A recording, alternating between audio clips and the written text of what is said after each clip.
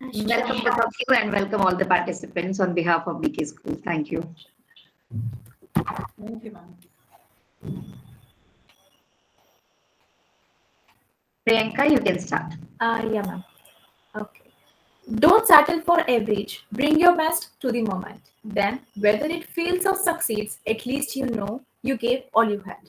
A very good afternoon to all of you present here today. I, Priyanka Jagwani, student DPPG, welcome you all to the 7th International Youth Symposium organized to bring together professionals related to the field of finance across the globe for a deliberation on various issues that impact at a global finance. On the theme, Achieving Sustainable Development Goals Through Policy and Business Interventions, organized by Department of Public Policy and Governance, BK School of Professional and Management Studies, Gujarat University. The International Youth Symposium is the annual gathering of advisors, mediators, staff, and core audiences of Science Gallery. Symposium provides an opportunity to the youth, academicians, and industry experts from across the globe to collaborate in reinventing business practices to thread through, grow, and succeed in the pandemic times. The past symposiums had witnessed outstanding successes in bringing together diverse intellectuals and harnessing their symbiotic deliberations, which paves for one and all to adapt to sustainable development practices. We intend to repeat history with an even stronger and impact through Symposium 2022 for the greater good in the present turbulent times. So, first of all, let me introduce you all to the college, to our study place, BK. The Gujarat University was conceived in the 1920s in the minds of public spirited and learned men like Gandhiji, Sardar Patel, Acharya Anand Shankar, B. Dhruva, Dada Saheb Malvankar, Kasturbhai Lalbhai, and many others. The university could come into existence only after the achievement of independence in 1949 and was incorporated under the Gujarat University Act. BK School of Professional and Management Studies is a department of management of prestigious Gujarat University established in 1976, and it is one of the oldest and eminent B schools of Gujarat state. BK School of Professional and Management Studies, our institution, is ranked 21st as per Outlook Care iCare India MBA Rankings 2020 top public MBA institutions. The school has been watching humans as well as intellectual skills of a new breed of dynamic managers ever since. BK has acquired a unique position in the list of top B schools with its attribute like excellent curriculum, experienced faculties, industrial exposure, strong alumni network, academia industries interface. The school has divided its activities under different departments, which includes the Department of Maritime Management, Department of Professional Studies, Department of Business Intelligence, and Department of Public Policy and Governance. BK School runs PhD, Masters in Philosophy, MBA programs, PG Diploma programs, certificate level programs, MBA evening, and executive level programs. So, after our college, I would like to introduce you all to our department. Our department, Department of Public Policy and Governance. It established in the year 2020 under the umbrella of BK School of Professional and Management Studies. Gujarat University, with an intention to become premier management institution of eminence, fostering value-based quality management education, quality research, executive education, strong corporate as well as international linkages, and nurturing social responsible leaders for a changing global world. The DPPG is the brainchild of visionary head of DPPG with the goal to develop a learner-centric environment for nurturing finest management thinkers and contributors to community development in the pursuit of developing policymakers, practitioners, leaders, and educators by integrating the concepts with the application and values. The Department of Public Policy and Governance offer courses like PhD, 4 MBA programs, 6 integrated MBA level programs, 10 short-term certificate level courses, and 12 one-year PG diploma level courses in the field of public policy management, defense management, event management, and business economics and public finance, which also includes finance and financial analytics, HR, and public administrations, business economic and general manage, and other related areas of business management. Since it is established in 2020, DPPG organized more than 70 events for different stakeholders of the society, which includes SDPs, EDPs, research improvement, skill development, campus to corporate, national and international conclaves, conferences, other programs, etc. The department provides an innovative learning environment that inspires the student to think creatively and also to anticipate and adopt change and develop strategies and competence for the survival. I am very pleased to welcome our jury members for the paper presentation track 1, Dr. Kinjal Desai ma'am and Dr. Sunil Drosa. And first of all, I would like to introduce you all to our first jury member, Dr. Kinjal Desai ma'am.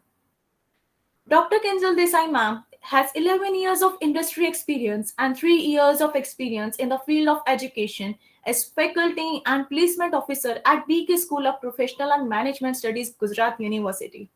She is also in charge placement officer at Gujarat University, where she assists the campus placement for the students of various departments of Gujarat University for postgraduate courses. She also arranges campus placement drives and job fairs for the students of the affiliated colleges. She is the coordinator for the Gujarat University for the Mukhyamantri Apprenticeship Tulim Yojana, under which she organizes various job fairs. She is joint member secretary for Gujarat University Alumni Association and works for the various activities for the Alumni Association. Desai ma'am has organized various seminars, workshops, and trainings for the students of Gujarat University on the subjects like campus to corporate and soft skills development area. Now, I would like to request Dr. Kinjal Desai ma'am to grace us with her kind words. Thank you so much, Priyanka, and thank you so much, Neelam Madam, for organizing such a great event. And I feel fortunate to be a part of jury member today. I wish all the best to all the participants. Do your best. Thank you. Thank you so much, ma'am. Now, I would like to welcome our second jury member for track 1, Mr. Sunil Drosa. Dr. Sunil Drosa is currently working as an assistant professor that is senior scale in the area of marketing and strategy at the Department of Management, Northeastern Hill University, a central university, Meghalaya. He is currently the secretary of Northeastern Management Association, India. He has more than 11 years of teaching experience at university level. He has presented research papers and case studies in various international and national seminars and conferences. He has also participated in various workshops, symposium, faculty development programs, short-term certificate courses, and academic-related activities organized by premium management institutes in different parts of the country and abroad. He has visited foreign countries like South Korea, Singapore, Thailand, Malaysia, UAE, Sri Lanka, Nepal, Bhutan, Mauritius, Indonesia, and Myanmar for various academic programs. His research papers have been published in the various referred international and national journals. He has also organized various academic events like seminars, conferences, workshops, training courses, symposiums, management fest, etc. He is a member of the esteemed management associations like All India Management Association, Rural Marketing Association of India, Delhi Management Association, Northeastern Management Association, International Society for Development, and Northeastern Management Association, and the Society for the Management Education, Kurukshetra, etc. He is associated as a reviewer and editorial board member with various international journals like International Journal of Social Economics, Tourism Review, Journal of Rural Studies, Journal of Retailing and Consumer Services, Internet Committee Research and Applications, Journal of Hospitality and Tourism Insights, Global Business Review, Standard International Journals, Journals of Reviews on Global Economics, International Journal of Management and Development Studies. He has 10 books to his credit in various fields of management. He has successfully guided one PhD scholar, and currently 3 research scholars are pursuing PhD under his supervision. Now we request you, sir, to grace this occasion with your kind words. Thank you so much, Priyanka, for a very nice introduction.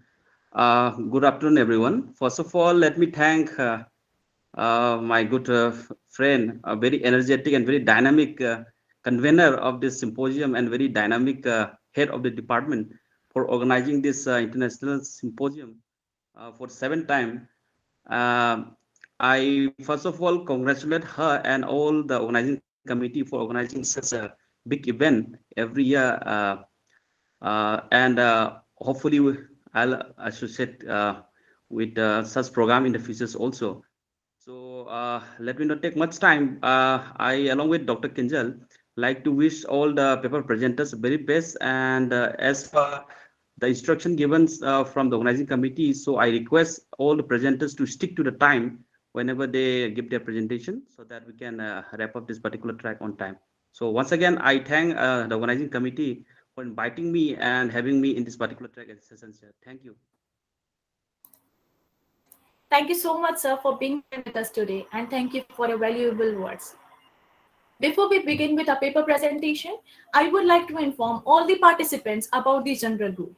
Each participant will get 10 minutes for presenting their paper, which will be followed by a question answer session by panel, if any.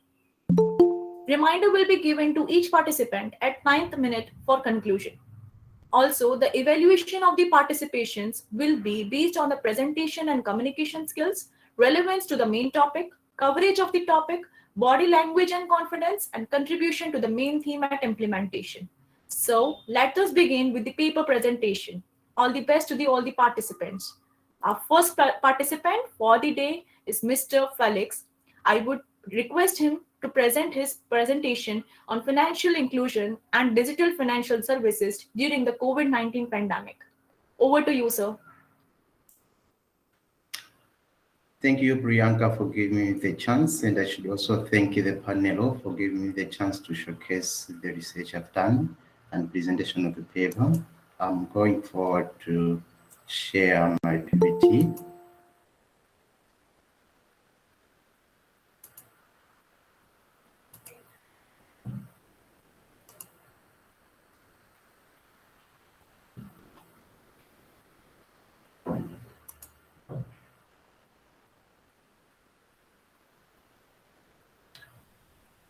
Once again, thank you for giving me a chance to present this paper on financial inclusion and digital financial services during the COVID-19 pandemic.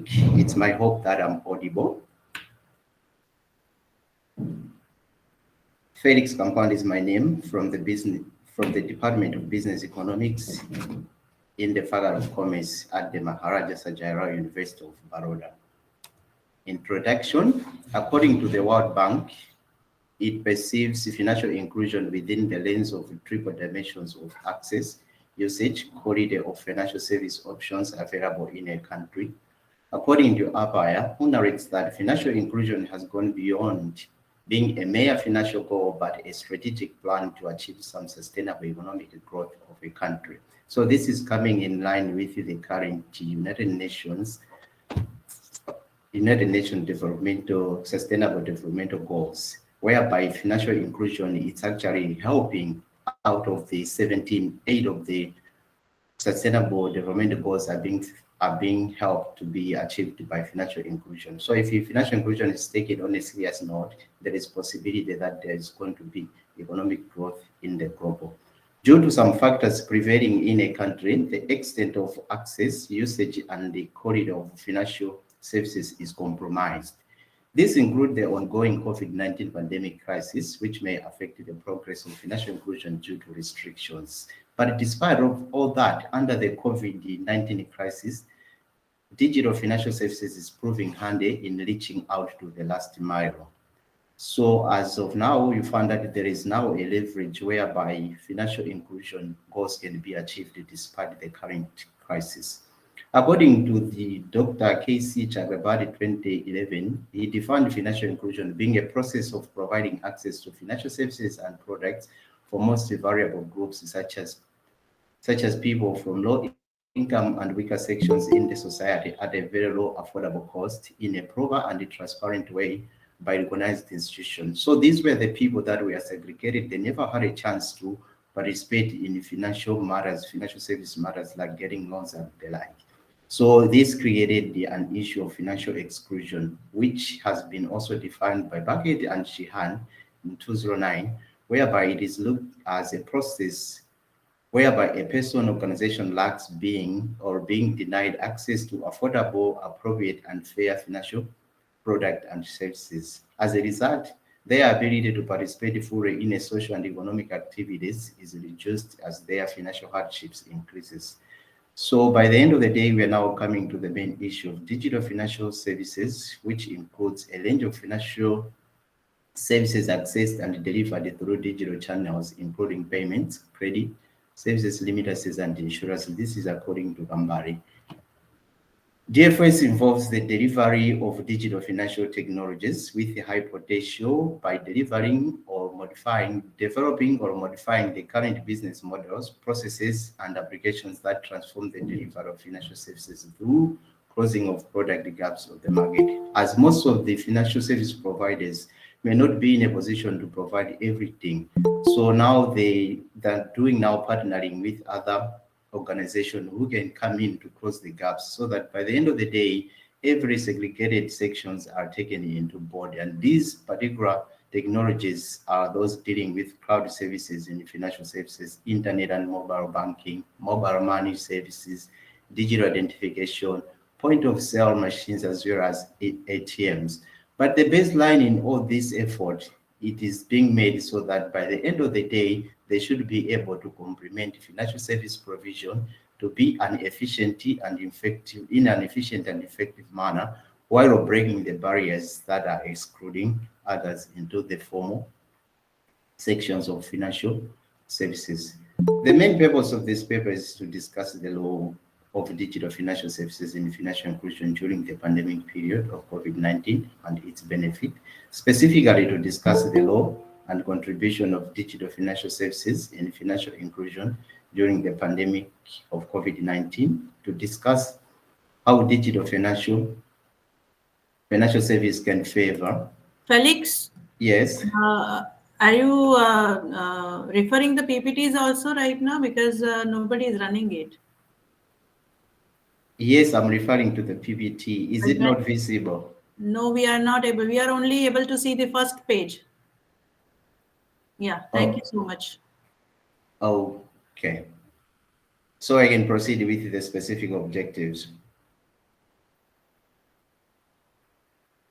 One is to discuss the law and contribution of digital financial service in financial inclusion during the pandemic of COVID-19. Two, to discuss how digital financial service can further advance inclusion growth during the ongoing pandemic. Law of DFS in empowering the restricted financial service users during the pandemic, as most people are living in restrictions. By the end of the day, DFS is really trying and be of beneficial, which is able to lead in deepening financial inclusion, expansion of financial service to non-financial services sectors, including the fintechs, and the expansion of basic services to individuals.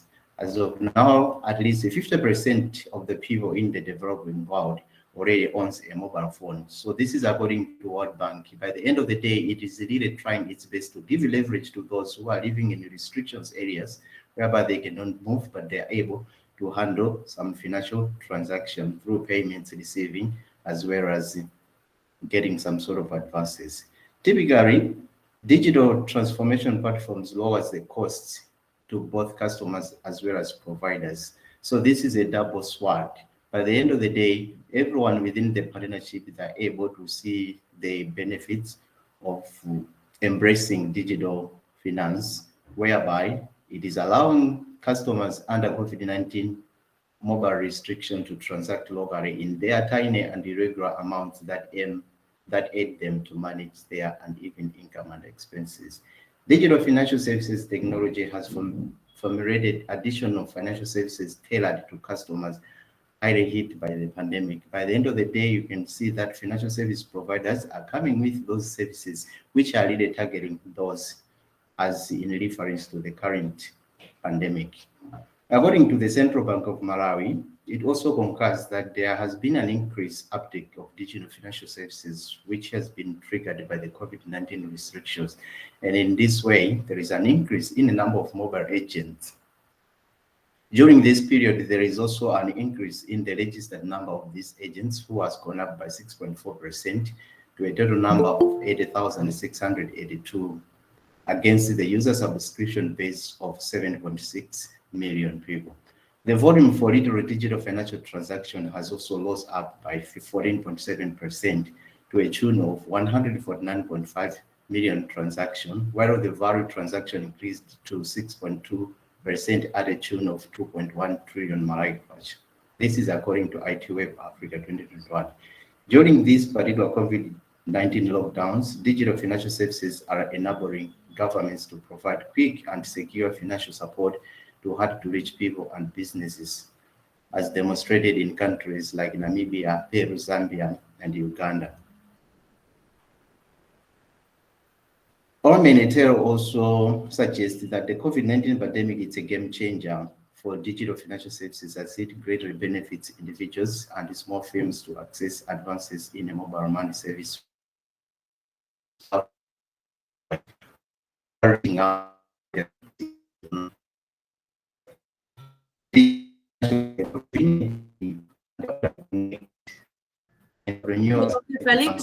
Felix, I have a question for you. Am I audible?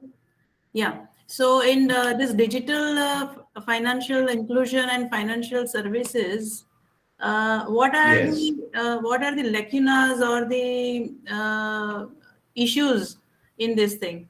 Can you give some focus on that? What are the hurdles one can face?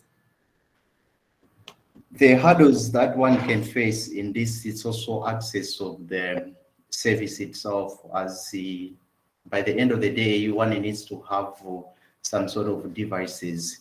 One needs to have a better connection and some infrastructures that supports the service. So in spite of all the miracles the digital financial services may have, by the end of the day, you find that one will still be denied just because maybe the authorities haven't supported in terms of infrastructure, telecommunication industry, data itself. So these are some of the hurdles. But if everything is leveraged, then it empowers the local person to do a lot than what they could have done if they would have used the physical services like the mortar, brick and mortar branches of the bank. Okay, and what about the financial frauds? In financial frauds, in terms of hurdles, I'm looking at it in terms of opportunities, because by the end of the day, as I said, if there has been a chance to put up proper infrastructure that will actually protect the customers, like the customer protection, with the proper identification infrastructure of the nation, it will be able to reduce some sort of frauds. So checks and balances have to be there, especially also on the cyber scope by the end of the day. And since a lot of people are also doing like online transfers, by the end of the day, cash is not being handled, whereby the fake cash and the like is not involved, and you also provide some sort of safety and protection to the customer who could have maybe been vulnerable if they were in a physical realm. Okay, continue. Sure, thank you, ma'am. So the other part, I was just trying to look at the impact of digital financial services in financial inclusion during the ongoing pandemic. This is referred to OSLI.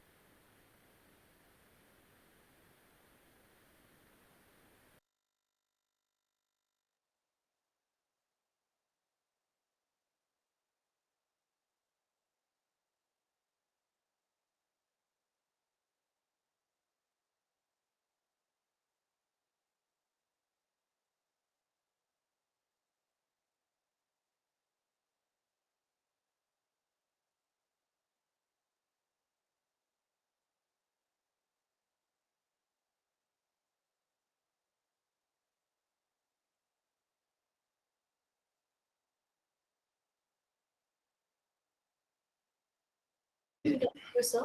Actually, your 9 minutes are over, so I request you to kindly conclude.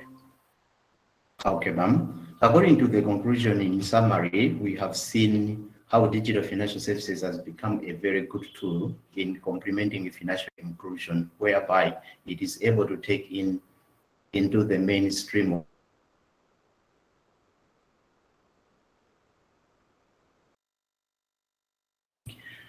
has actually triggered. So in so doing, everyone is still taken on board, and we can be able to reach the last mile while we are embracing the pandemic and living with it. Thank you so much for giving me this chance. And these are some of the references that I've heard on this particular coverage. Thank you.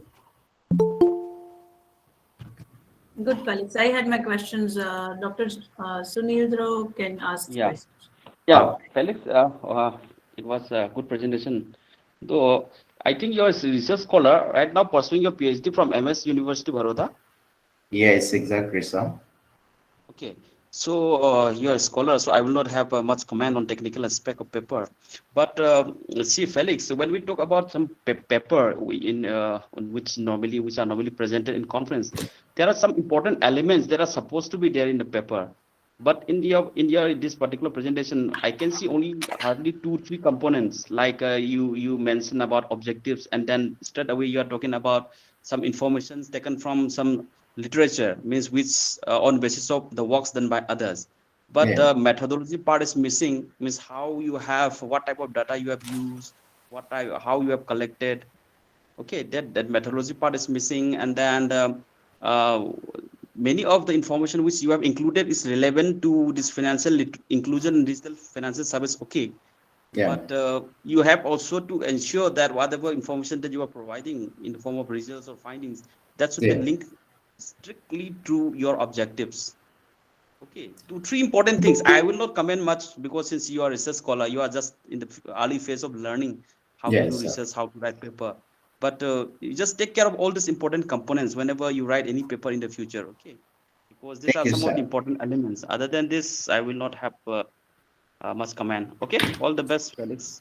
Thank you, sir. It has been taken note of.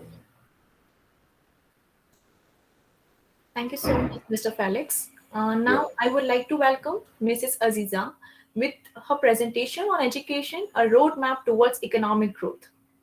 Over to you, ma'am. Thank you very much. And really feel proud to be the part of the 7th Symposium. Let me start with the wish that good afternoon to the honorable juries and my friends.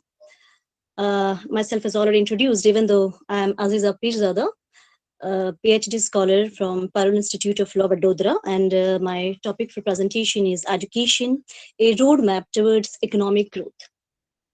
Now, as we know, that a decade ago, India was seen as a cynosure in the global economy, and it was acclaimed as one of the fastest growing large economies, but it started scrambling gradually thereafter.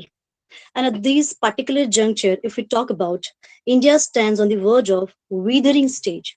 So, which are the factors responsible for these economy which has already been derailed, and the factors or the panacea through which we can just get back this derailed economy to its progressive level. The authors have efforted to establish the strong linkages between these two aspects, that is education and economic development, that is economic growth. So to this, I would like to start with the statement of Lutz et al., who argued that education is a fundamental determinant not only of health, demographic trends, and individual income, but also and notably of a country's aggregate level of economic growth. Not only this, many other erudite people and scholars have supported this version, including Raghuram Rajan and others, which will be included in the next slides. So, the please next slide, madam. My research questions are here that will India succeed in getting its economy reformed and how? So, in answer to these questions, a glance is to be made first on the challenges looming over the country, then the emerging opportunities which lie with the Indian economy, and last, the biggest solution through which the India can once again get back to its progressive level. So, let's have first glance on the challenges looming over India. So, very first, please, madam, next slide. Next. Yeah. So, very first, as we know, unemployment and poverty, which are reciprocal factors, are the main factors or can be considered as a main factor for the economic slacking. That means the economic slack is a it generally occurs because of the two reasons. This is unemployment and poverty. The other factors which can be considered as responsible factors are inequality, poor infrastructure, inflation, inefficient agriculture, corruption, illiteracy and poor educational standard, and at last, but without failing and without forgetting, the coronavirus pandemic storm, which has accelerated the catastrophe. So these were the brief introduction of the challenges or hindrances which are responsible for the economic devastation. Now, when we come to the emerging opportunities lie with our country, the very first focus goes to the tourism factor, as India is a country having noble history and heritage, and it has been notified that tourism is seen as an engine of growth for the economy. When we look at the second opportunity for India to get back its economy at stable level, the food producer comes.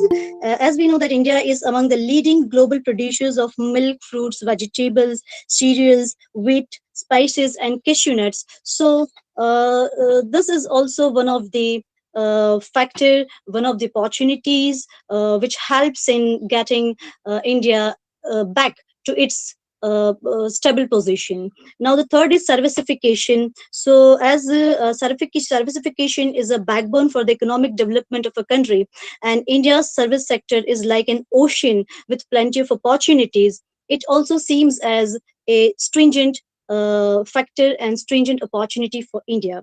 The next is young population. So, it is an irrebuttable fact that India is the country where abundance of youth is found. So these were few of the emerging opportunities lie with India to cope up with the problem of that is non. Aziza, there are two people presenting your paper. No, I am alone. He's the co-author, so I'll present my paper alone. Okay. Yes, ma'am. Shall I proceed? Very much. Thank you, ma'am. Now, let's have a glance on the education, as the authors believe that education is a panacea which just helps a lot in getting the Indian economy derailed. So, how it flourishes and nourishes the Indian economy. So, to this, let's have a glance on the solution being as an education. So, the first is how when we just look at how education helps in the development process of a country.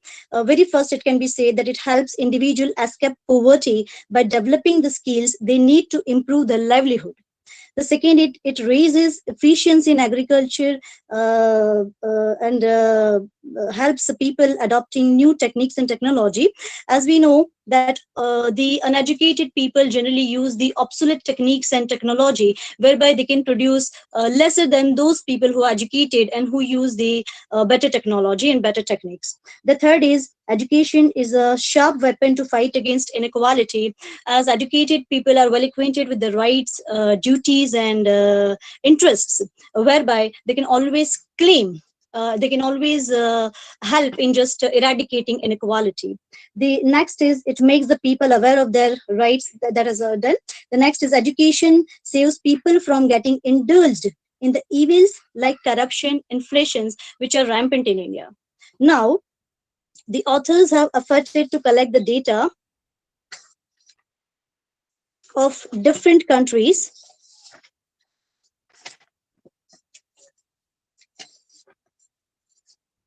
Just a minute, ma'am. Yeah. So the data of different nations, which shows that the nations with higher education and higher literacy rate have succeeded in strengthening the economy. So if a glance is made at the data collected by the authors, it's visible that the countries as compared to India, which are given, which expands much on education and education. Undoubtedly, the education index, the literacy rate seems higher than India.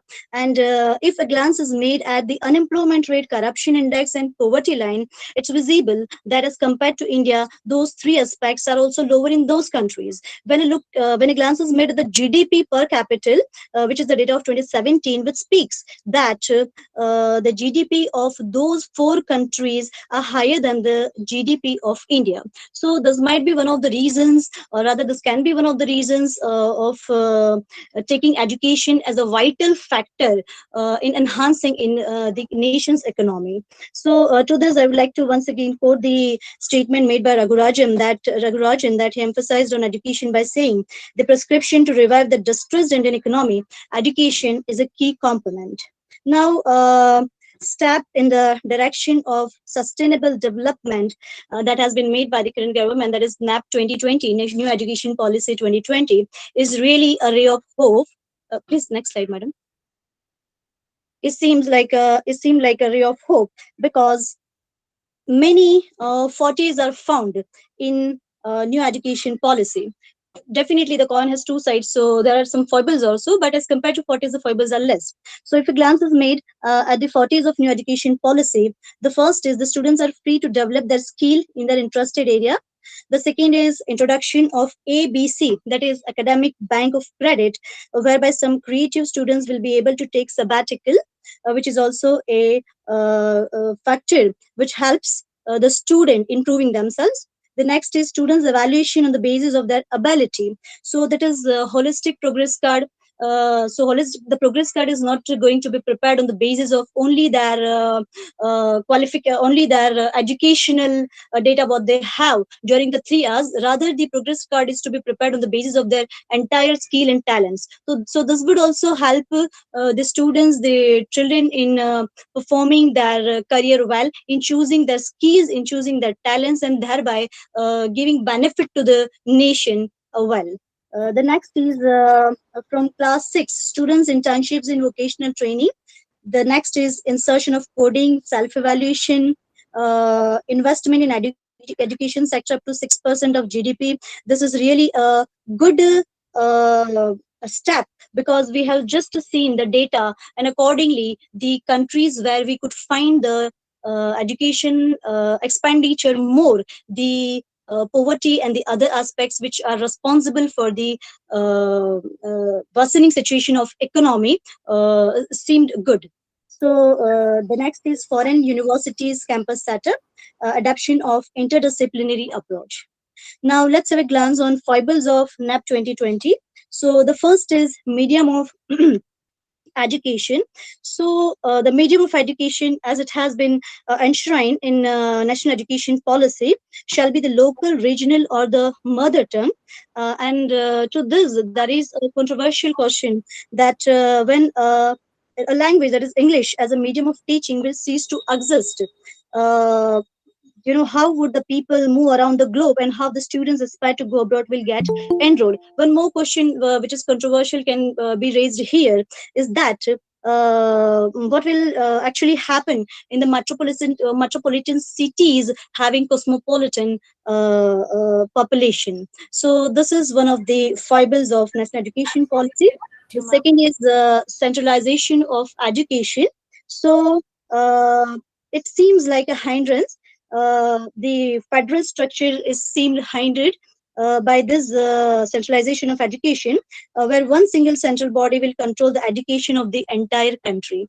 So, and the third is, it seems like a drive towards privatization, because it has been claimed that philanthropic trust would be at work. Then what the government will actually do? The question is raised here. So apart from these three foibles which an author could find, the national education policy seems like a spark to the Indian economy. Now, with this, I would like to conclude by saying that since long, when an extreme recession is faced by our economy, it's a dire need to have an urgent action to bring back the derailed economy to progressive level. And new education policy 2020, which is brought with the objective of universalization of education, may bring revolutionary change, provided that it is to be implemented in a way it ought to be. And I would like to conclude by saying that it has been very frequently uttered for India that India reforms with the crisis, and education is a right path to leverage in the scrambling economy. Thank you. Okay, Aziza, can you go to your first few slides? Sure, madam. Madam, please. Yeah. Yes. So third one, sorry. Next. Yeah. So you started your presentation with a very extremist statement like Yeah. India is a derailed economy. What is the basis behind this statement, please? Yes, madam. Pardon, please. You said a very extremist statement that India is a derailed economy. So what are the facts and figures are the references behind this statement? Yes, ma'am. Let me. Actually, honestly speaking, I could not include all those things in my PPT. But when a glance is made at my research paper, it will be easier to find. So when I talked about the unemployment and poverty, the data that is an assessment by NSSO speaks that in July 2017 and 2018, the unemployment rate stood at 6.1%, the highest since 72 to 73, which speaks that the India, which generally speaks that unemployment and poverty, it's on the peak. Okay, when we talk about inequality, then further the Oxfam report said that the combined total wealth of 63 Indian billionaires is higher than the total union budget of India for the fiscal year 2018 and 19. So it's like a volcanic challenge for definitely our economy, which pays the billionaire at the expense of ordinary man. If I talk about the poor infrastructure, then it's also that's India's GDP growth seems slackening 1 or 2% every year. It speaks. It just supports my statement. The next is inflation. So the inflation, as we know, that it's a serious threat, and inflation rate in excess of 4% makes our central bank uncomfortable. That means the Indian economy has seen imports growth faster than exports since 1999, except in the year 2007. So since the 2 decades, the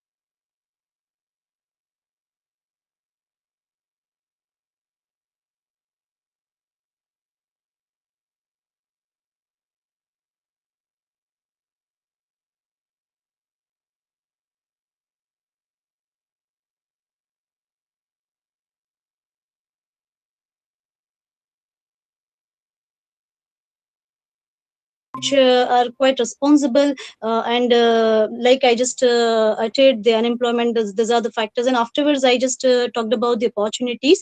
So what I wanted to say, I only wanted to linkage, that means education and economic growth, and these are the things which are responsible, which are hindrance in just getting the economy reformed. You And see, afterwards I just focused on the education, talking about that these are the opportunities, these are the factors through which we can always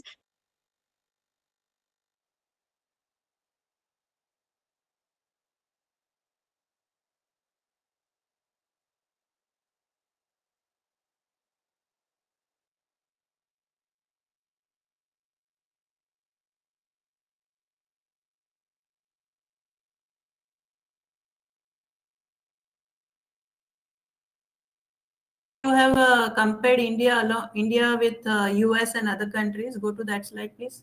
Yeah, yes ma'am. here.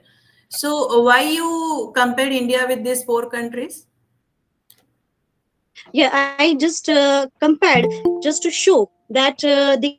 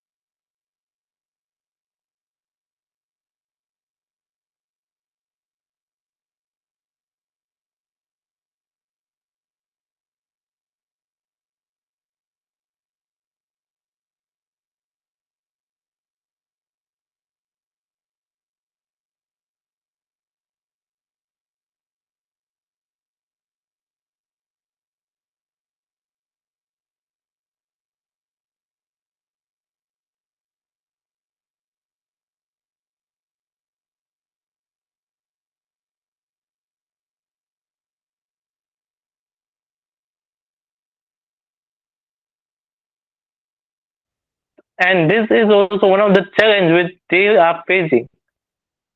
Next slide, please.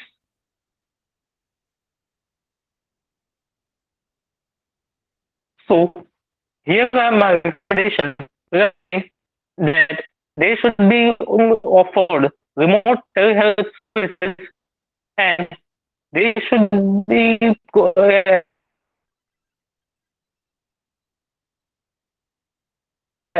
providing the they should be provided listeners who listen to them, the therapists who do therapy to them in return, because in this world there are many speakers, but there are very few listeners who listen to attentively, and there should be an appropriate medium through which this LGBT community should get the listeners and get the telehealth options. Next point is regarding the improvement of gender-based identity and assigning social roles. That they are the third gender. We should consider them as part of the society and accept them as identity and assign them social roles, providing them and next point comes to offer implement services. We should provide them job fairs, more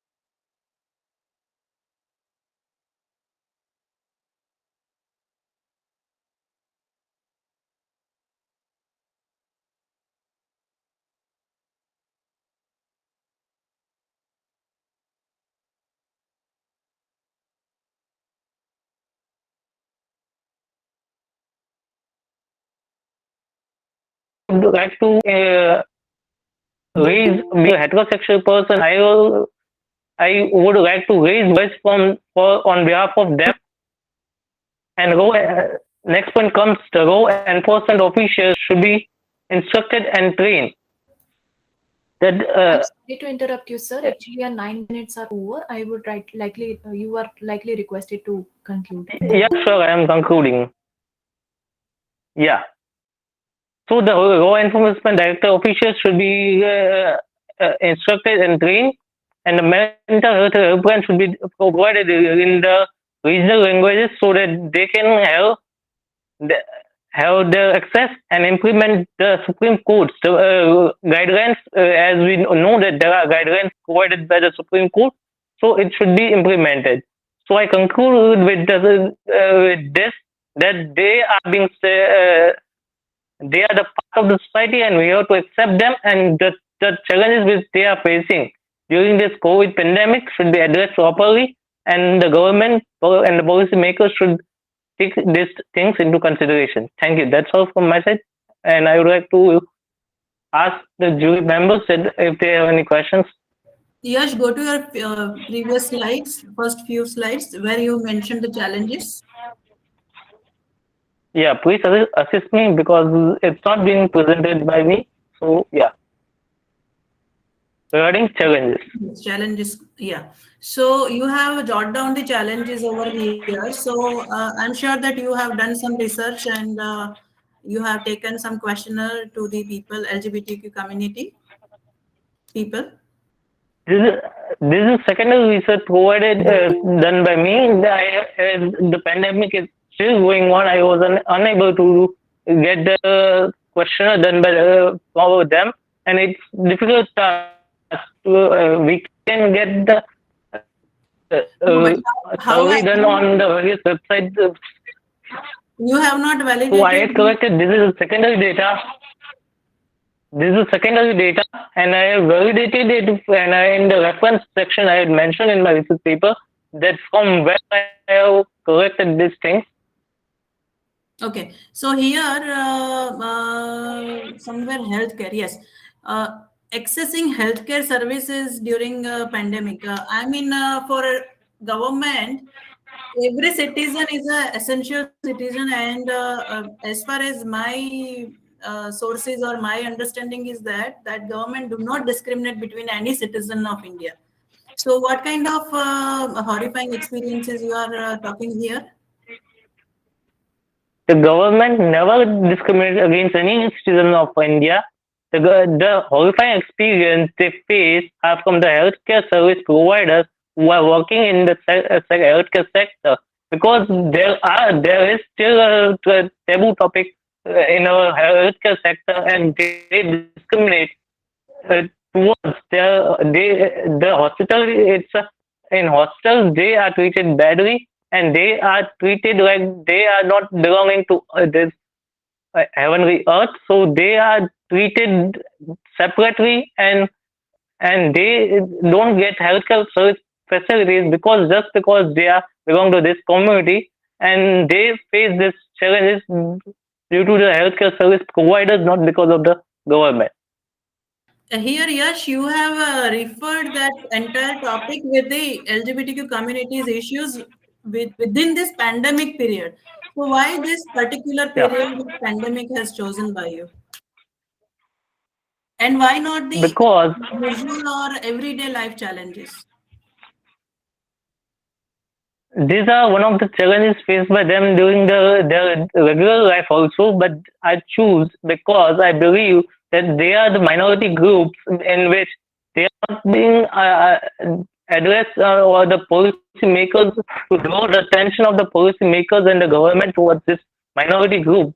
Though I don't know belong to that community, but I still insist that this community should be addressed, and properly they should be given treatment regarding, so that they don't spread the COVID. As we know that they are also indulged in many they have the STD, and they are suffering from AIDS. If they are suffering, and if they engage in the social sex work, sexual work, then they may be having the issues regarding they may be one of the potential, they may be the one of the who spread the COVID and during the pandemic situation. So their challenges also be helpful to create the awareness, as well as we can stop the pandemic easily, so that they don't spread the COVID. Programs were run by government for every citizen. Then why this group is not learning by themselves?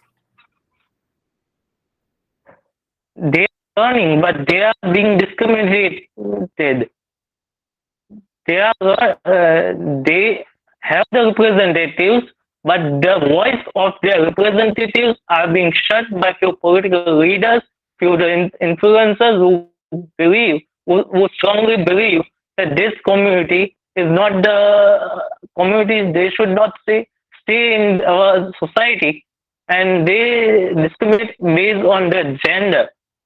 Because of which I firmly believe that these challenges are faced by them, and the policy makers should take it into consideration. See, Yash, these challenges which you have taken right now, and the title which you have put, challenges created by pandemic for LGBTQ community or LGBTQI plus. Yes. Then I believe that you have taken these general challenges from the secondary source. It is not absolutely relevant with the pandemic time frame. That's what my the judgment is there out of what you are saying. So is that so, or it is only limited to pandemic? It is only limited to pandemic, and I can correlate each and every point of them with pandemic. That's the reason why I put these things into the challenges section created by or during the pandemic. I strongly and firmly believe that each and every point they are is among them during the pandemic. So what are your suggestions? You have put it down in your research paper anywhere? Yeah, in my research paper, I have presented my recommendations in my presentation as well as in my research papers in the form of recommendations from my side. You have not included here, na? What are those? Tell us few recommendations. Yeah, recommendations, right, please? Yeah, here are the recommendations within one which I even express my opinion in this presentation. See, here most of this, for example, employment services, health services, ये सारा तो सारे it is available for every citizen. Why are you just you are segmenting yourself differently? You are also citizen. You should get all this. What anyone you matlab this group, anyone must get it. That includes LGBTQ also. Yeah, I agree with you, ma'am, in this in that every citizen should get. But the question is every citizen getting these things? No, unfortunately, no.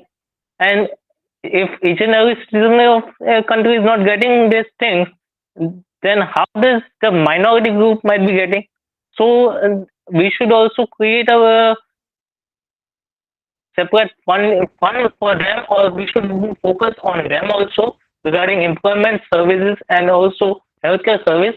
If they come up within the organization, the HR should be focusing on their LGBTQ community policy also regarding for the organization as well as the healthcare service providers, and the hospital should take it into consideration and train to the employees that how to deal with the people who are associated with the LGBT community, Okay, and training should be provided. Last question from my table. What is the latest government amendment in any act related to this community, LGBTQ community? In 2018, one act was Transgender Act was passed regarding this community, in which the same-sex marriage was approved. And in my presentation, as I said, that these things should be implemented, but implementation of the Supreme Court guidelines should be important. As my previous presented, my last point is that the implementation, that Supreme Court has given guidelines also to how to deal with these situations, but the main issue is arising regarding implementing these things. No, I just these asked things are not being implemented. I only asked what is the act and you answered. So stick to the question, what is asked, okay? That's all. Okay. Table, Dr. Sunil. Yeah, yes.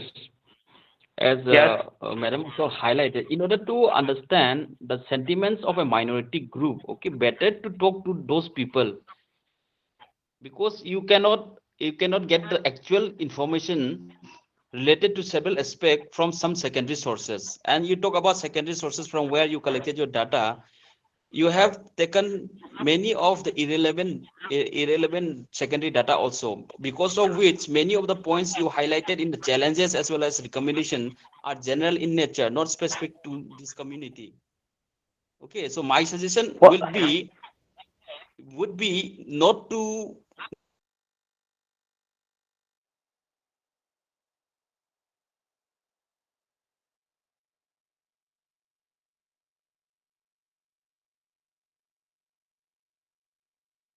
challenges, okay, for them.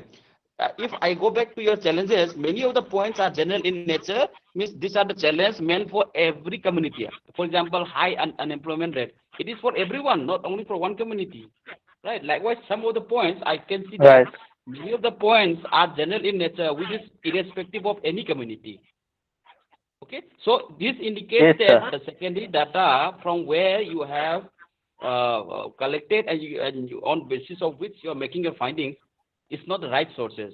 So the best solution for this kind of research, in order to understand some specific sentiments related to some minority group, always it is advised to go to those people and talk with them, so that you can get the best output, best inputs, and you can write down specific findings related to that group only and not the general findings.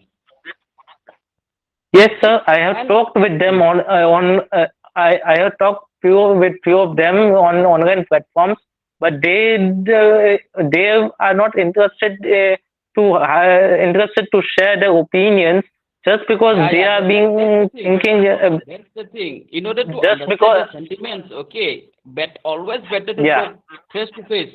You cannot talk on phone through online video calling and all. No, they will never share. They are very introvert type Yeah. of people. So if you want the actual data, some sensitive information, you have to approach them not only once, several times. You have to make comfortable relationship with them so that they start expressing what is the actual problem. Okay, so this type Yeah. of research Thank is you, sir, something for your unique recommendations. and different, not like the other researches what other people normally do. This type of research needs special attention, special requirements, and specific efforts also. Okay. Okay. Okay. All the best. Yes. Thank you, sir. Thank you so much, Mr. Yash. Now, I would like to welcome Ms. Nehal Shah for the presentation on FinTech Revolution in India, Acceleration of Adoption in Pandemic. Over to you, ma'am. Thank you, Priyanka.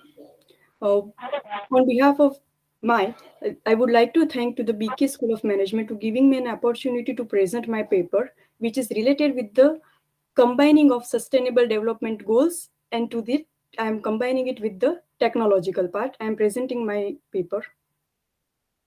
Just give me 2 minutes. Is it visible to you? Yes, ma'am. Okay. It is visible, yeah. So the topic of my research is to be related with the financial revaluation in India, which accelerate during the pandemic, or you can say that is to accelerate the adoption in pandemic. These are the outlines of my presentation. First, start with the fintech. Whenever we are saying fintech is covering of two mainly the word. One is the fin and another one is the technology.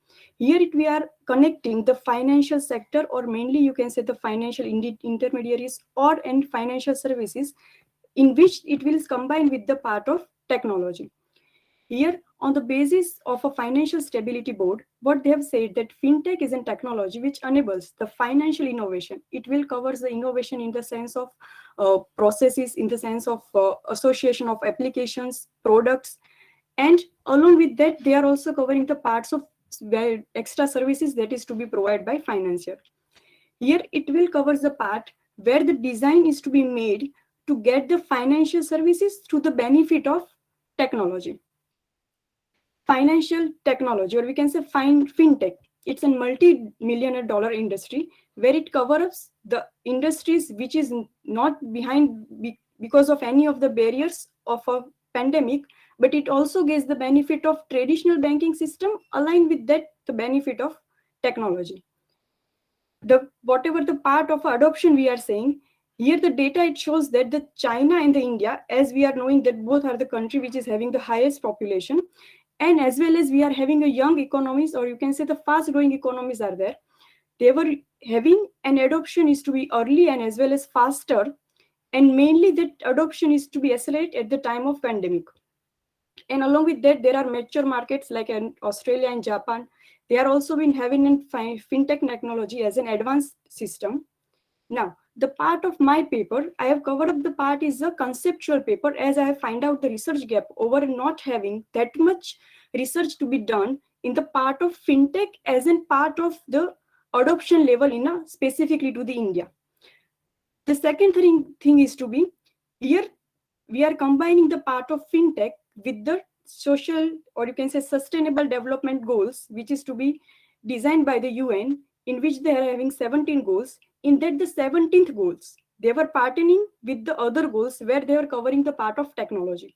Here in this goal, they were saying that the strengthening the whatever the technology by the implementation, and also to get the benefit of for a sustainable, or you can say for the part of future. Here it will be covering the green economy as a main part, where the benefit of innovation as well as the business opportunity and development. Then after it's going to be cover up the finance and investment technologies to be part, and institutional capacity. Here it will be covering the technology as a part where a consumer, or you can say customer or a client, they can have a benefit of innovation, technology, as well as they can have a benefit in time of pandemic. as we are all knowing that the government has restricted many of the things because of a coronavirus, or we can say COVID-19. Due to that situation, there are many of the service which is going to be a traditional services and which is far from the customer. So here the services of fintech, which covering the part where the technological benefit, that is information technology, you can say, or a communication, as well as the artificial intelligence, will give the benefit to the financial services as well as the company itself and the customer, both of them, to have a proper financial services, we can say, in a part of lending benefit, payment benefit, healthcare benefit, insurance benefit, all combining with the part of technology. That means customer or a client, they can get all the benefit through the technology, though they are not going traditionally or they are not going personally to that specific services. Further will be the segment of your fintech or segment of fintech. Here the segment of fintech will covering mainly the 4 part. First is related with the financing. With the help of technology, we are getting the crowdfund. Crowdfunding is, that means we are providing the funding to a group of people, which we are saying it as a crowd. Here it can be borrowing, it can be the part of lending also. Second is to be the credit and factoring benefit. Here where we are not directly paying the amount of money and we are going with the process of factoring for the payment. Still, all the things is to be done by the way of technology. The second thing is to be related with payment, that we all know that we are having the benefit where we can have a payment mode is to be done on online basis. There are some of the lag point is still there, but these are the segment which covering the part of having a sustainable benefit. The next in the payment is to be the blockchain. We are knowing that there are the blockchain technology which is currently going in the market. Still, we are having the winter sessions to be decide about the blockchain system as well as related with the regulatory framework of the government regarding your cryptocurrency.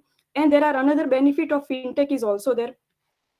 Then after the asset management, here it will be covering the mainly is related with the stock trading. Then related with the financial management, here there are some of the applications or some of the apps, you can say, which give you the benefit of having a personal financial advisor benefit can be there. As well as investment banking. We all know that for the IPO, ASBA, or we can saving, now it's compulsory to do by the way of online. So the India is also in part of having a fintech adoption is to be in a growth part. Then other fintech benefit is related with the technology, we are connected with the health. Then there will be the search engines, we can give you the most of the data which is related with you in seconds of a time. Then the benefit of technology and IT. Along all with this, we are having a benefit where the financial services, financial intermediaries were connected with the technology. My part of a research, as my research is to be mainly a conceptual research, as I finding out the research gap is to be, we are not having that much literature available in India regarding the fintech mainly. Then my another objective is to be related with the global economics ecosystem of fintech as well as it compare with the India.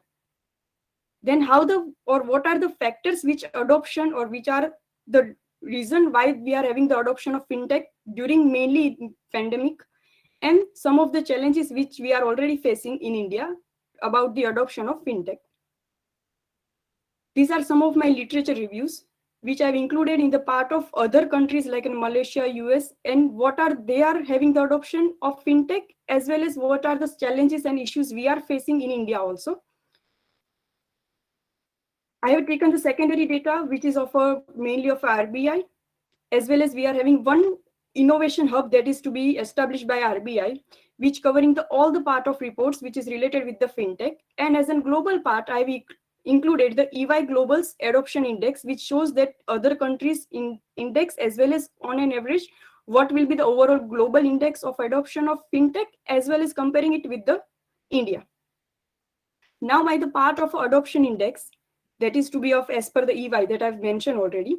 Here the adoption of fintech, they are covering the part of reports as in 2-year basis. So the first report was to be established in 2015, which shows that fintech adoption rate at the level of global, it's at 16%, while in the 2017, it was increased or growth that is to be related, is to be of a double, we can say, that is of a 32%, 33%. and in 2019, which is accelerate to the directly to the 64%. Now, when comparing specifically to the India, as we know that the mainly part of fintech is to be adopted in India after 2015, and mainly the government has to be done at the time of 2018 and 17. They have adopted the fintech hub by the RBI. So the data is to be related from 2017 only. That in 2017, India is having a 52% of fintech adoption index, and in 2019 it directly accelerated to the 87%. Now the main reason for this is to be finding out that during the time of pandemic, where the restriction of a government was there, that we cannot go outside the home and we cannot physically do any type of transaction. So at that time, this technology will accelerate the fintech industry, as well as we can say it accelerate the technology power, and will having the adoption rate is to be gradually increased. These are the growth of a fintech, which is to be shown specifically. That is I am covering the major part only. That first is to be in February 2018, where we are launched the officially launch of fintech policy of India.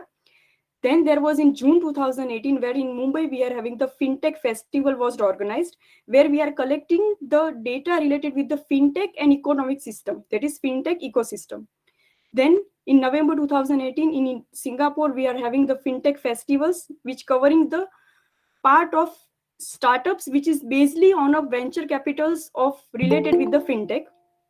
And in December 2018, it accelerated as there was an inauguration of a program of which related with the 13 startup, which is selected from a 200 plus applicants for the mainly focusing on the fintech. Then 2019, there was an fintech great zone was established, then in which there was an Uday fintech education platform, where it distributed the grants of a government of finance, Maharashtra, which is mainly based for the fintech or promotion of fintech industries. I'm sorry to interrupt you, ma'am. Actually, 9 minutes are over. I would likely request you to conclude. Okay, thank you.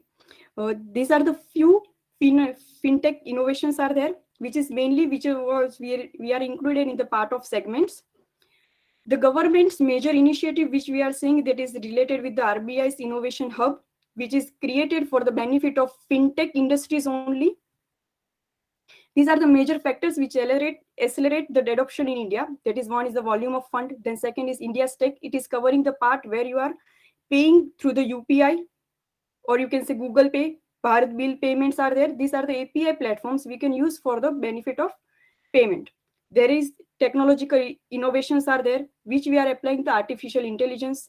Then after we are using the smartphone, so the benefit of that was also there for penetration of more use of technology part. Then there was a favorable demographic situation where we are having majority of the age group is to be of younger. That's why there is situation that we have the benefit of growth in fintech industry. And there are government issues like we can say Jan Dhan Yojana of a government and direct benefit transfer to be that, as well as the Atal Pension Yojana, always having a benefit of technology. There are few challenges which we have faced, like lack of trust in financial technology, as we are knowing that we are not having that much youth, which, or we cannot say that there is not that much youth which is of a literature part, though they were having some lack of awareness about the same technologies. They are sometimes fear about the fraud also, and they are not relying the part of technology. They are still believing in the traditional financial services. Some of my finding is to be that in India specifically, due to many of the reason, as well as due to the pandemic situation also, there are many of the startups that are emerged in fintech area, where the benefit of technology, as we are having majority things in online benefit, as well as they are having a benefit of sustainable development. And we get the benefit of economy or ecosystem benefit, and as well as we are having the small medium enterprises, which also consume the market of fintech at a global level also. Thank you. Good, Snehal, go to the chart slide where you have put the adoption acceleration rate. Sure.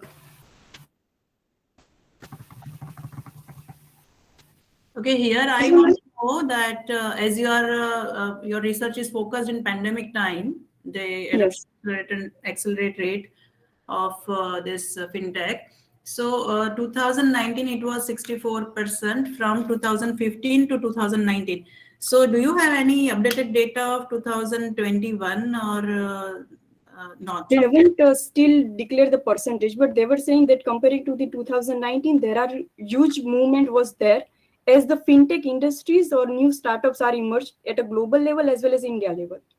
Okay, so what do you think? What were the necessary infrastructure from moving 16% to 64% and a higher rate as of now? So what were the necessary infrastructure which were in place, and now moving ahead from this present situation, what will be the additional infrastructure needed to move ahead from this percentage to upward?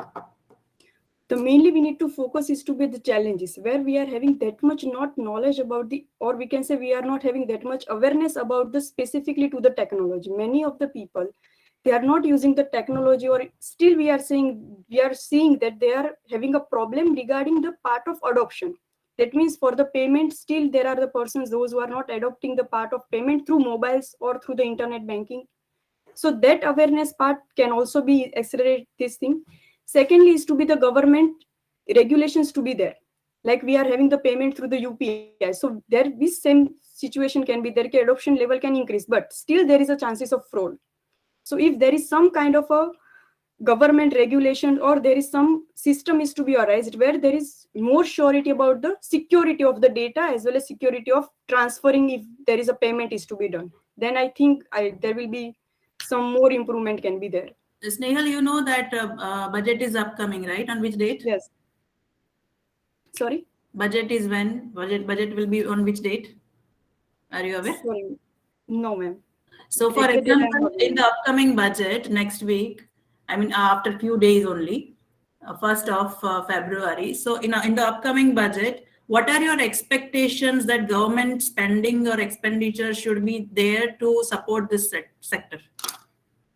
There will be huge impact will be there because. So what is your expectation? Kya karna chahiye?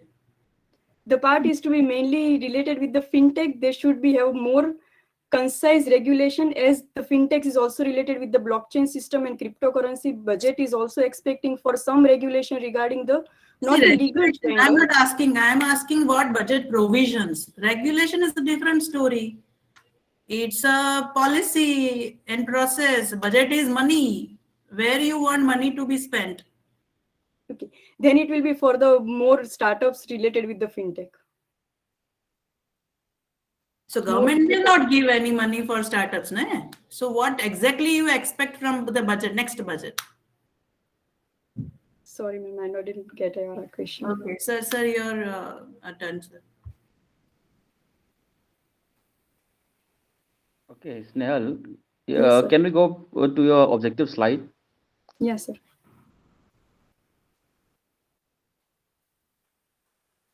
So in this objective, you see, second objective, explore the gap in current academic. This cannot be an objective. Okay, never. Because before identifying any objective for a paper, first of all, you need to go through literature. You have to identify the research gap, and after that, you identify the objectives of your. Yes, sir. I've actually did. I've read many of the literature. I have only submitted here the four mainly my literatures. But what I find it out is to be I can find out the literature on mainly related with fintech adoption also, but that is not focused mainly on India. I'll find out from Malaysia. I can also find out from a Singapore papers. Okay, but research gap. The research gap that you identify from the literature review, this is not a part of objective. Okay, before you identify your objective, you have to identify the gap, which cannot be included in the objective. That's my point. Okay, so I need to write it this in as a research gap. Okay. Yeah, research gap can never be a part of objective. Just remember that. Sure, okay. Sir. Number 3 objective, to provide conceptual overview and adoption of fintech during pandemic. My question is whether this should be or this can be an objective. Sir, actually, I've taken this paper as a conceptual paper. That means I'm just going to be covering whatever is to be done at the pandemic and what are the situation has to be arised at the time of pandemic. You see, conceptual paper, you're claiming your paper to be conceptual, but what about the other objectives? Other objectives are also conceptual or what? So I have just taken Conceptual one which paper is is not a something else. conceptual, Okay. which is related with the comparison of India. That is not a conceptual, but others I have just taken When you on provide, you see, yes. okay, when you provide some concepts related to the topic of the paper or study, that's not conceptual paper. That is normally being provided. Okay, that's okay, but that's not a conceptual paper. Conceptual paper is something else. When you develop some new concept on basis of the existing literature or on basis of several developments that is taking place in one particular domain, then you call it conceptual paper, and that is, or that concept should be something new and significant. Only then we can call it a conceptual paper. But when you write some concepts related to some topics, that is not a conceptual paper. Okay, sir. Okay, that's my point. And then, as Madam said, that when you compare the global this fintech index and India, you have Yes. given the data till 2019 only, but your topic is during pandemic. So whatever data, whatever findings you are putting in your Sir, presentation, I whether it is having point any out the meaning. findings I have put down, but as they were not directly, they were not still declared the part of percentage, because they are that is the part of their declaration is to be done by 2 years only. So 2019, the 2020, they were still not yet declared the percentage. That's why I didn't add the percentage. But in my Yeah, finding but parts, I just without that, yes, sir. but without that data, can you do some research for some So the data after percentage I'm not having, 2019? but sir, I'm not having exact percentage, but they would already declare the theoretical part, that what they have seen over a period of time. So they I've added in my finding, but the percentage they have yet not declared. So percentage I have not That, yet that, added. that, Yes, that, sir. that is a big concern. Okay, without data before COVID and post-COVID, you cannot make any comparison whether there is making any acceleration post-COVID or not. Unless you have Okay. a concrete data, you cannot compare. Okay, your topic is on the acceleration rate during post-pandemic, right? That means you should have some concrete data, not that someone says that it will be like this or that. Exact data is required in order to compare, and then Okay, after sir. that you have Actually, to highlight certain reasons for that. okay. Actually, I Only put then the that as in adoption or accelerate during, matlab ki that is in pandemic. So I thought that in 2019 pandemic. will That count. means after pandemic, after Yeah. 2019, you have to Okay, have some sir. data. Anyway, rest Okay, sir. madam has already highlighted. Okay, Sneha, all the best. Okay, sir. Thank you. Thank you so much, ma'am. Now, the presentation on the impact of mergers and the acquisition on human resource management practices, a study of selected organization in India, is going to be presented by Shraddha Acharya and Khyati Master. Over to you, ma'am.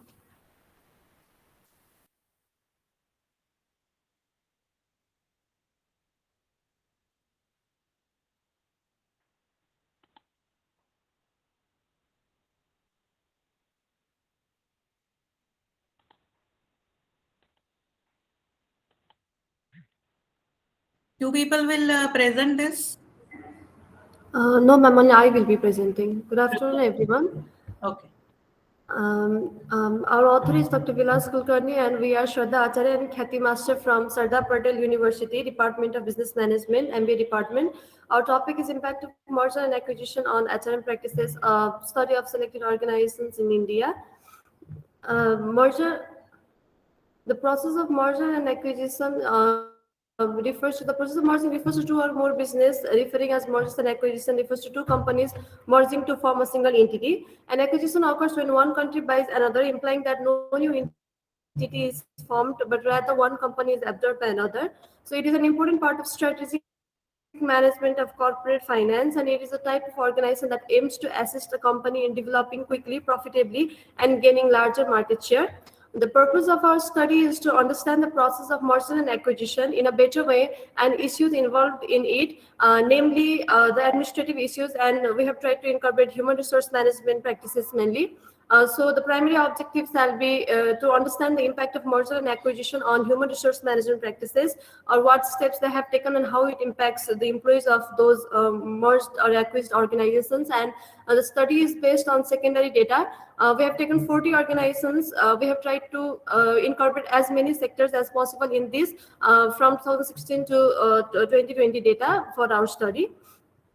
So 40 organizations are from automobile, banking, communication, digital pharma, e-commerce, education, energy, finance, FMCG, healthcare, hospitality, IT, manufacturing, pharmaceuticals, retail business, real estate, and telecom sectors. And different reasons for merger and acquisition, competition, conglomerate, digitalization, dominance, expansion, expertise, growth, positioning, service to customers. So starting with the organizations that have given dominance as the reason for going to merger have given explanation that they have gone for merger to form second largest public sector, or to join past legacy, to handle rising dominance, sustaining dominance in the sector, or being the largest digital sector, competing with the largest companies in that sector and expect grown. Similarly, they have given the reasons such as mega tower, creating a mega tower entity, or being the best in such sectors, ensuring better services, deriving synergies to their resources, expanding their resources, and facilitating cross-border online trades. We have also classified the organizations as reasons on different sectors, like expansion and growth, service and sector diversification on the basis of acquisition. So here in the merger, we all can see that in their explanation, a reason giver for explanation, none of the organizations have really given importance in the human resource management practices, and mostly have focused on how they can dominate the organization, how they can grow, and how they can be gain competitive advantage or financial advantage, and very few importance on service and human resource management or to their employees.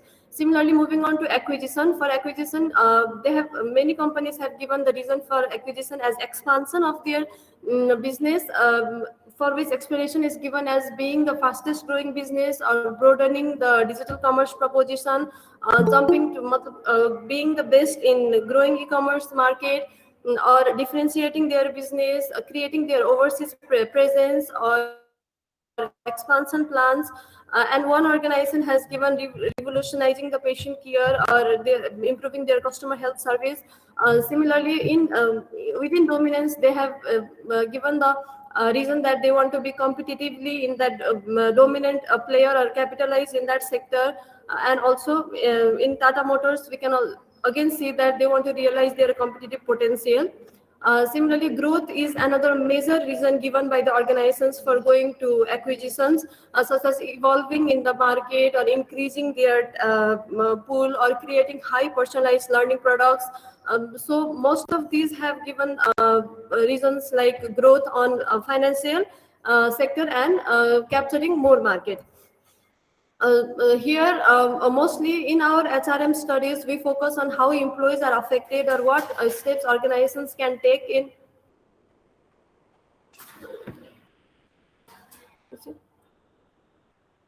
I'm sorry, ma'am.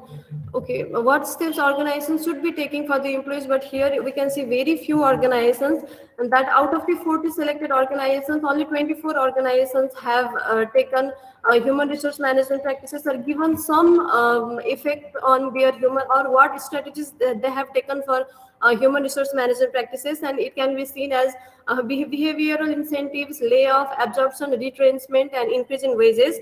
So mostly e-commerce sector is seen to have taken layoff and behavioral incentives.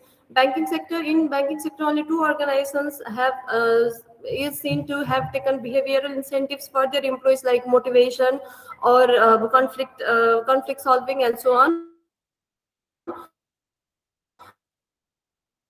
Mostly they have gone to absorption and retrenchment and layoff. This can be for the reason for structuring has been given dominance in service sector, but both have they have gone through behavioral incentives to some extent. Similarly, other organizations have taken layoff as strategy in merger and acquisition, like Housing.com and PropTiger has laid off 200 employees. Similarly, Ola and Foodpanda has laid off 40 mid to entry-level employees, and Zomato has laid off 245 employees. Although some organizations have laid them off temporarily, and they have given them some chance to reapply to the organization, and it is not quite fixed that these employees will again be getting opportunities in that organization. That is not secured. Similarly, some organizations have gone through absorption, and they have not affected the employees or number of employees in both the organizations that are merged or acquisied. But then they have behavioral incentives, or what kind of effects employees might be having in these through merger and acquisition, after merger and acquisition, are not clearly mentioned in their merger and acquisition part. Similarly, in absorption, the reasons are given as no job cut threats will be given to them. They won't be much impacted, or retrenchment won't be done. But what exactly will be done for their benefit is not clearly mentioned by the organizations. Another reason, another strategy adopted is retrenchment, where Shraddha, your slides also you should run, na? Sorry, no, I am running, ma'am. No, I can't see it now. You are not moving your slides as per your presentation. Do it. okay. So organizations that have gone through dominance, conglomerate, and growth have given their numbers of, to some extent, number of retrenchment and layoff are given. Only some organizations are seen to have given financial incentives to their employees while they went through merger and acquisition, like ICICI Bank and Axis Bank, where they have provided 6-month retention bonus and 2-stage increase in wages for those organizations. Even those organizations whose reason for restructuring was customer service also has not given much importance to behavioral factor of the employees. So here in SRM practices, we can see that major SRM practices were found to be related to retrenchment and absorption. Very few organizations have given importance to other organizational behavioral issues raised by merger and acquisition, such as conflict and motivation, as I mentioned earlier. So the major findings from this data analysis was that in India, the banking sector had gone through most merger and acquisition. Majority of organizations have omitted to mention their human resource strategies in their restructuring declarations instead of focusing on financial aspect. Organizations that have absorbed employees in order to retain or lay off zero employees have done so with the primary goal of growth and expansion. Many organizations, particularly those preparing for acquisition, appear to have placed little emphasis on human resource management practices. So our suggestions for our managerial implication of this report can be: a manager who wishes to enhance their own management and process system would benefit from a firm with strong management process system rather than building a new one. Better manufacturing or distribution facilities can also be purchased for less money than they can build, so that employees won't be affected much. And if a company is having trouble growing regionally or nationally, it may be less expensive to purchase and establish entity than to develop organically. Merger and acquisition may also assist in gaining access to larger client base and boosting market share as well as diversification. Moving towards conclusion of this report, merger and acquisition are done to take advantage of economies of scale, create synergies, or reduce competitors, all of which help to increase market share. However, one of the most difficult post-merger challenges is aligning HR strategies with business strategies, which often seem to be neglected. Human resources are most important resources of a successful merger and acquisition, so personal issues must be assessed and resolved at all stages of transaction. Employee issues related to restructuring, downsizing, and compensation practices must be approached, addressed, and resolved with caution. And dealing with reality that merger and acquisition frequently result in layoffs in the combined organization is a significant challenge for any HR manager. And dealing with this reality necessitates the coordination of separation and severance issues between merger organizations. Thank you, ma'am.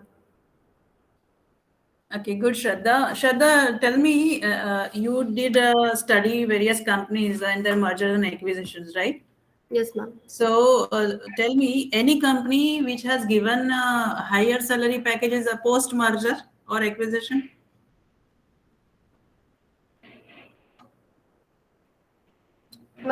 From your data, from your study bucket, any company has given higher package post-merger or acquisition? Ma'am, wages, 2-stage wages increase has been done by ICICI Bank. while it acquired Bank of Rajasthan, where they have offered increase, but in installment basis. Okay. And was the study done of those hike in SETC and the behavior or the performance of the employee? I didn't get you, ma'am. Was there any research done? I was very clear in my question. Why you don't understand? Was there Ma'am, any? can you repeat? Am I not audible? Yes, ma'am. Can you repeat? Was any research done between the salary hike and the performance of the employee? No, ma'am. Okay. So what are your suggestions post merger and acquisition? What uniqueness you would want to have in HRM policies? From your Ma'am, as we your can see, analysis, what as we are can the see from the techniques? Okay, as you can see from this research, that when organizations are declaring their merger and acquisition and they're declaring what are their strategies, they have mentioned very few things about employees and what strategies they have adopted to prevent employees from overcoming this new environment after merger and acquisition. So my suggestion is that these managers have to be conscious about the change the employees are going to face and how they can overcome these changes with new environment and new employees. Okay. And in this merger and acquisitions, how many total organizations you study? 40, ma'am. 40. Yes, ma'am. Okay. And which organization implemented the best HRM policies post merger, and what were they? We can't say best, ma'am, but only one organization has given importance to behavioral implications. Like they have addressed the issue that there might be conflict between the employees of two organizations after the merger. So, in my view, I liked that one, that they were conscious about these problems as well, rather than only layoff and retrenchment. What techniques they used to focus on behavioral impact? No, ma'am, they have not mentioned the top techniques, but they have addressed that they have to solve these kind of problems after merger and acquisition. What is the company name? Can you mention that? You have mentioned somewhere, but I missed it. Yes, ma'am.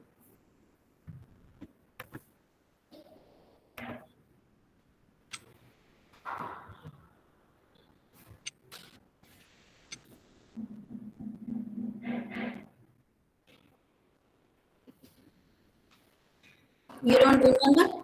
Yes, ma'am. Bank of Baroda's merger with Vijay Lakshmi Dena Bank. Okay. And have you studied any international mergers and acquisitions? Not Indian company, but No. okay. Okay. Thank you. Thank you, ma'am. Shraddha, Yes, you sir. just told that you have selected 40 companies for your study. So what is the Yes. criteria of selecting that 40? Sir, we have tried to include as many sectors as possible, and it was based on their reasons for the data that were available for reason for acquisition and reasons given impact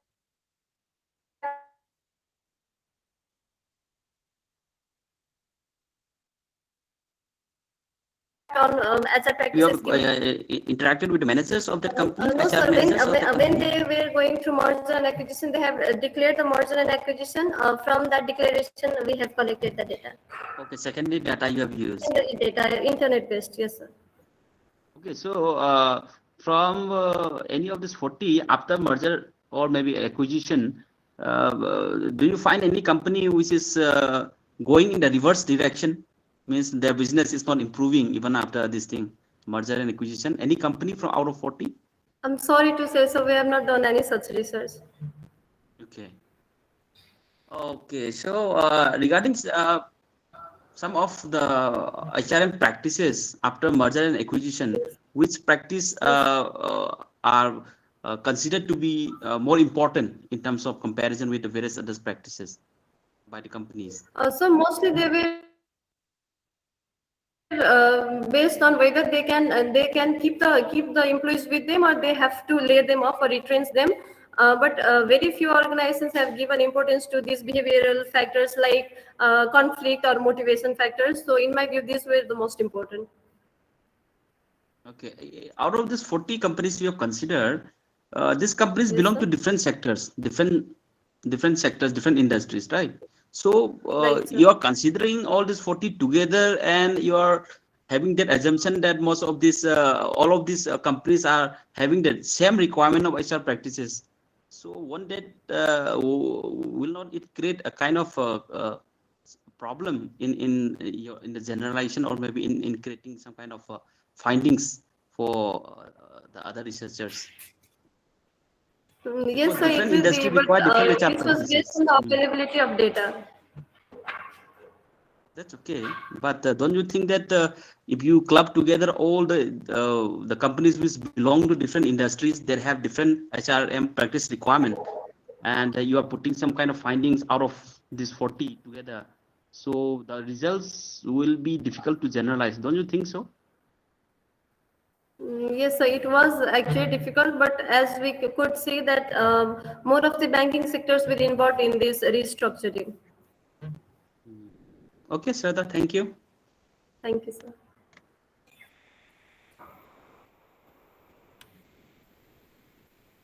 Thank you so much, Shraddha Acharya.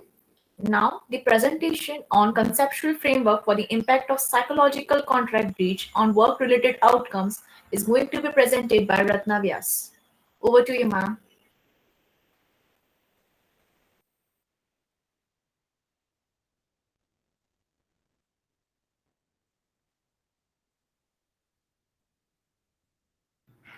Ratna, you're not audible. You're mute. Am I audible now? Yes, Very ma'am. much. Okay. Okay. Good afternoon, everyone. Uh, I'm glad to have the opportunity to present my paper on such a credible institution. I'm so sorry to interrupt you, ma'am. Actually, your camera is off. You Yeah, need to. due to technical problem, only one function works at one time. If I start my camera, my voice would be dropped. Okay. Am I audible and visible now? Yes, ma'am. Okay. Okay, myself Ratna Vyas. I'm studying my PhD at Sardar Patel University, Vallavidhyanagar. My guide is Dr. Vilas Kulkarni. My topic of the paper is influence of psychological contract breach on work-related outcomes. It is basically a conceptual framework. A psychological contract is a novel and exciting organizational concept that describes how reciprocal obligations, expectations, and promises in organizational interactions are fulfilled or not. This phenomenon is common in other parts of the world, has only recently gained popularity in India. Next.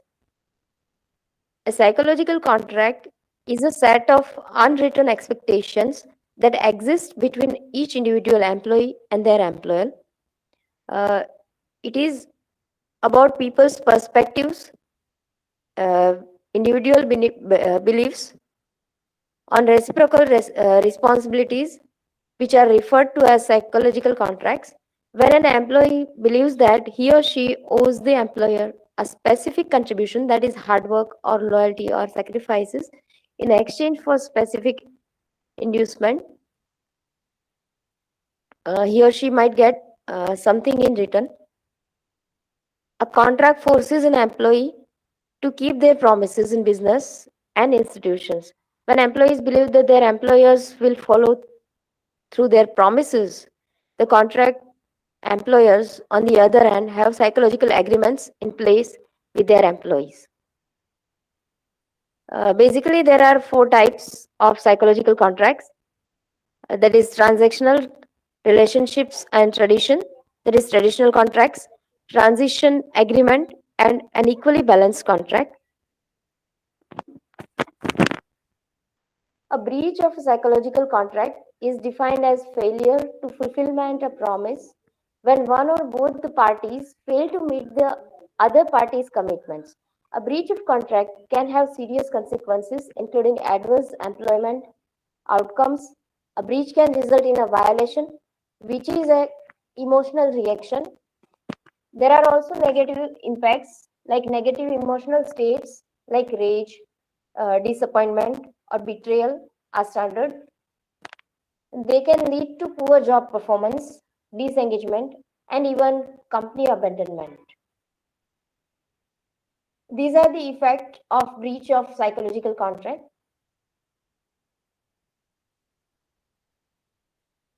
There are few factors I have observed which affect the psychological contract, and by that way, it will affect the employee behavior and employee well-being at workplace. These variables are gender, marital status, work experience, designation. Specific factors of employee well-being are autonomy, stress management, frameworks, inclusionary culture, physical comfort and safety, workplace design, collaborative competition, and remote access. This is how a psychological contract breach or contract violation can affect both positively and negatively to the attitudes as well as behaviors of an employee. If contract has been maintained by both the parties, it will lead to job satisfaction, organizational commitment, intentions. Very rarely employees would like to quit the organization, and they find that their organization is very much supportive to them, and they find strong concrete belongingness towards the organization. Same way, it affects the behaviors of role job performance, service oriented behaviors, loyalty, service delivery, and participation. In conclusion, I would like to say that a psychological contract influences both the parties' behavior and helps management to manage their employees properly. As a result, psychological contracts benefit both the employees and employers. There must be clearly explained expectations communicated between parties in order for psychological contract to be fulfilled and energetic and effective employees to be recruited. Thank you. Ratna, go to the slide first, psychological contract definition where you have put in. Okay, psychological contract definition. First few slides, na? I'll tell you. You read it.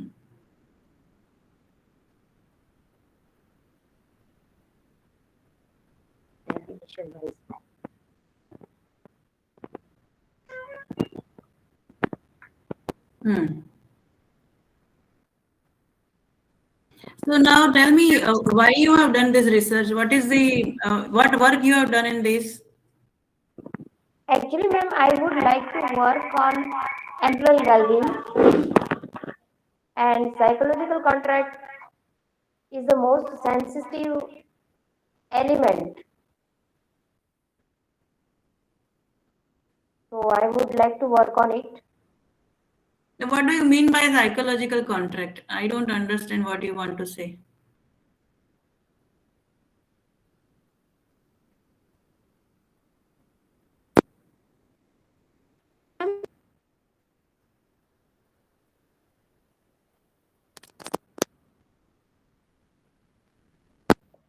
You are not audible enough. चलो slide बंद कर दो, ऐसे ही बताओ. Yes, ma'am. Pardon me. I can't see you. Okay. So yes, what is psychological contract? A psychological contract is a belief or you can say unseen agreement between employee and employer. जैसे हम कहीं पे काम करते हैं तो psychological contract नहीं होता है ना, कुछ कोई कॉन्ट्रैक्ट के पीछे की साइकोलॉजी होती है. कोई साइकोलॉजिकल कॉन्ट्रैक्ट कैसे होता है? नहीं, ये होता है मैम. और गिग इकोनॉमी अभी रिसेंटली जो कंसेप्ट आया है उसमें ये बहुत ज्यादा इम्प्लीमेंट होता है. So whether the contract is done or not, how will you prove it if it is in your mind? No. In conclusion, I have said that it should be communicated very clearly. Where? In paper? In conclusion, in paper also, in conclusion. No. What do you mean by psychological contract? I am not clear. Whether I don't know, Dr. Sunil, are you clear? What is it? No, I am also not clear, ma'am. Any contract which is not done on white paper and black letter is not a contract. It will not have any legal validity. It is not a legal. You can say the psychology behind any contract. तो वो ठीक है, but what is this word psychological contract? मैंने तो कभी सुना ही नहीं है, कभी देखा ही नहीं है. Even between husband and wife also there is no psychological contract. Is there, ma'am? I'm so sorry, I am not getting your topic. You might be having something very innovative in your mind, and it may be useful in future also, but it is not at all making sense to me. So I'm asking. And another question, what you have done in this paper, that is not clear, or whether you have done anything or not. Yes, ma'am. Psychological contract basically the expectation which are not written down. Like you are working with the organization since so many years, so you are having few expectations with the organization where you are working, right? So what if their expectation is not met? Yeah, that is what I would like to study. Because if the expectations are not met, it affects negatively to both the parties. If your organization's expectations are not met from their side, you are not.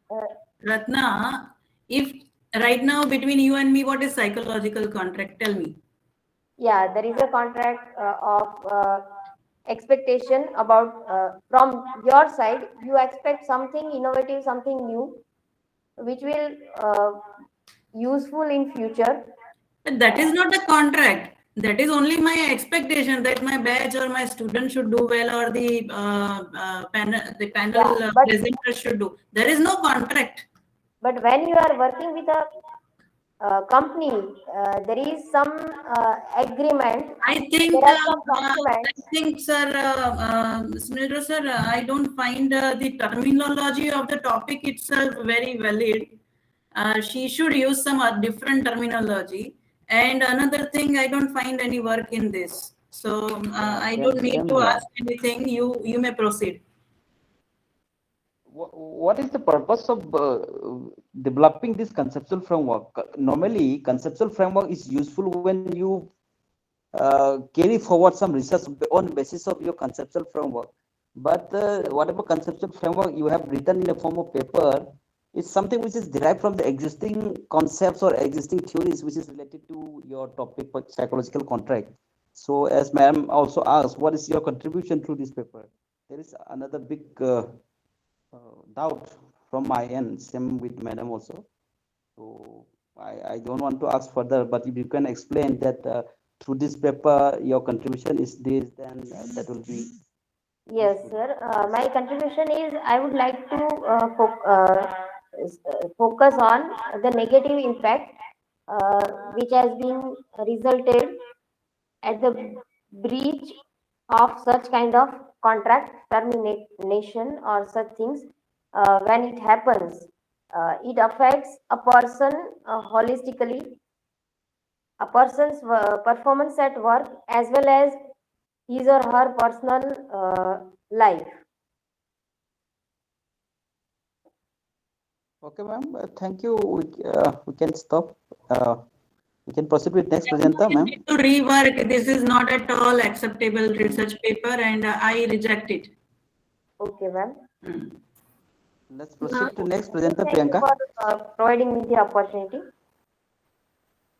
Now I request participants, judges, coordinators, and all the audience to turn on their cameras so we can make a memory with you all.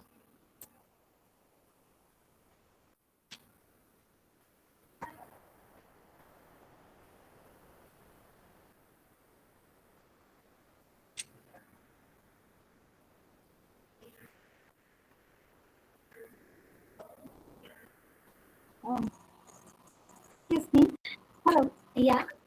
Can I speak? I'm Jayashree Parmar. I'm very extremely sorry to be late, and I have submitted a paper regarding the stock market, and I would like to present my paper. Unfortunately, I have not prepared the PPT. If I'm allowed, please, if it's possible. I think this. I have just joined.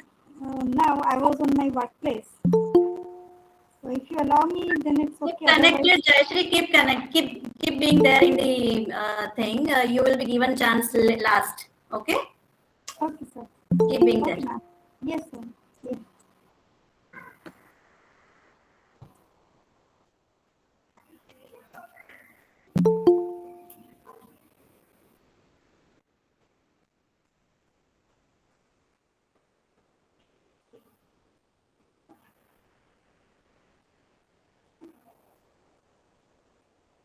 I hope the photos are taken. Yeah, probably ma'am, it has been taken. Thank you so much. Okay, so let's continue. Yeah. So I would like to request Binodini, Dr. Binodini Dave, to present her presentation. Thank you, Priyanka, for giving me opportunity for the presentation. I have a request to the jury members and the respected organizers.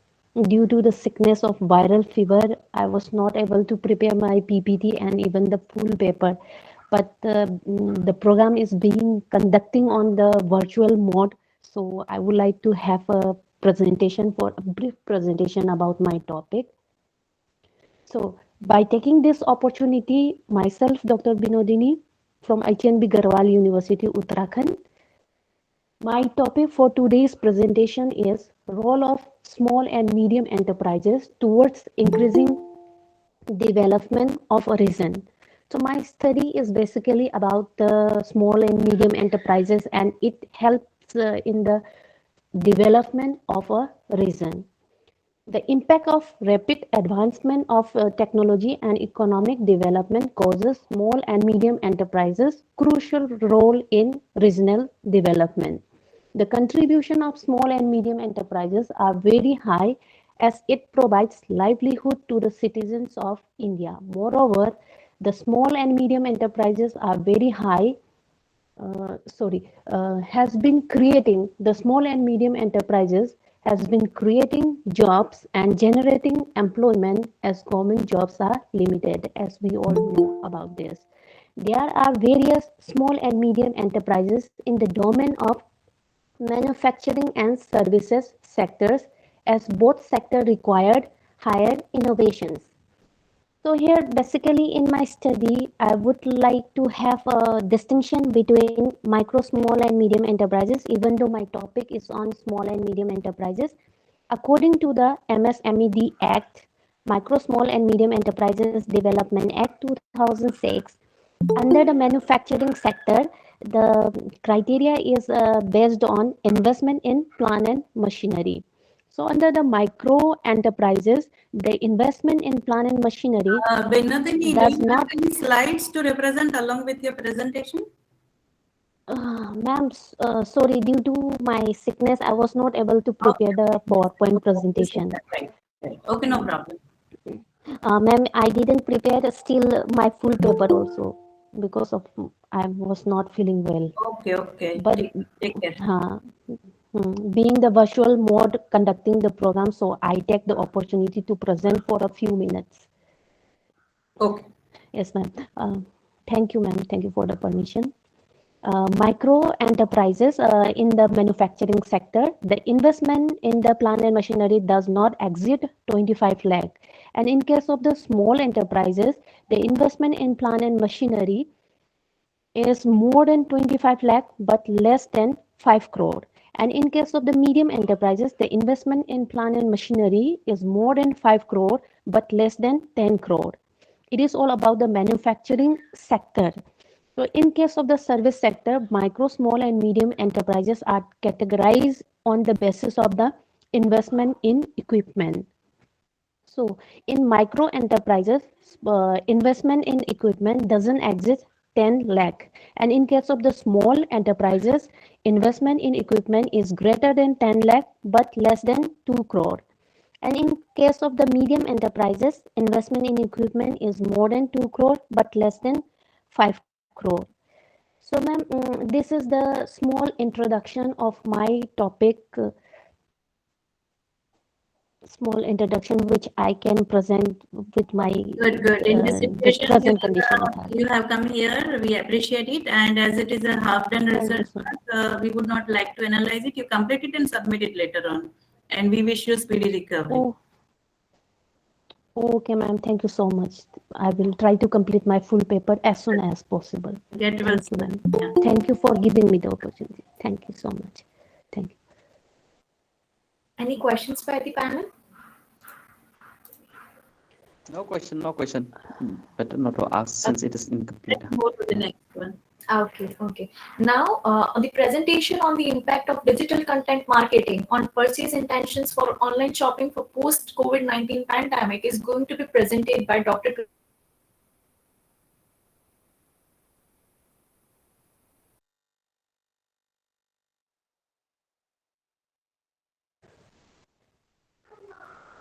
Good afternoon, everyone. I would just like to ask you whether you could share the slides for me because I'm doing this presentation on my mobile. So if I'll share my screen, I won't be able to again keep the cameras on. Okay, ma'am, for sure. Will you do that for me? Yeah, yes. Thanks a lot, Priyanka. Thanks so much.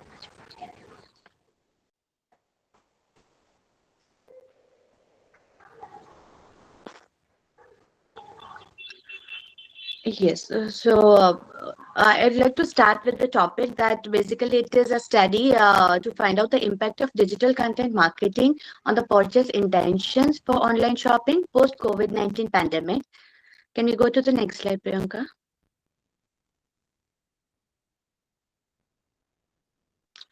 Yeah. To introduce the topic, I would like to highlight few points over here that there's a shift which is towards digital marketing from traditional marketing, and this is not post-COVID pandemic, but then there has been a steep increase in online shopping post-COVID-19 pandemic in worldwide. I mean, in all the economies. This is the study is definitely in Indian context, but this is a scenario worldwide.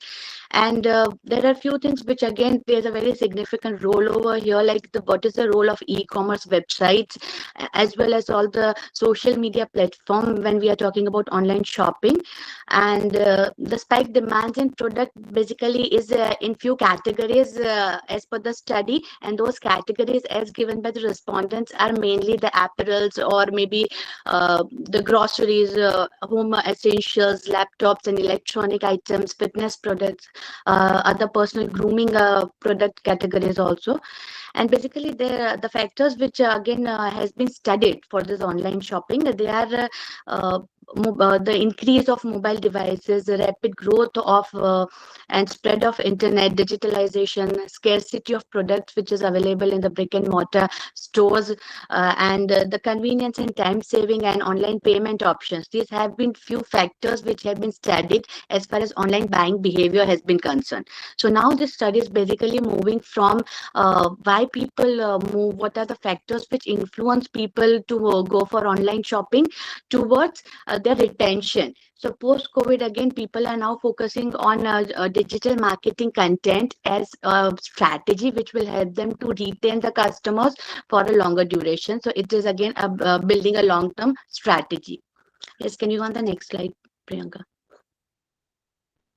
So digital marketing content quickly, again, it's a marketing strategy focused on creating, publishing and distributing relevant and useful content for the target audiences online.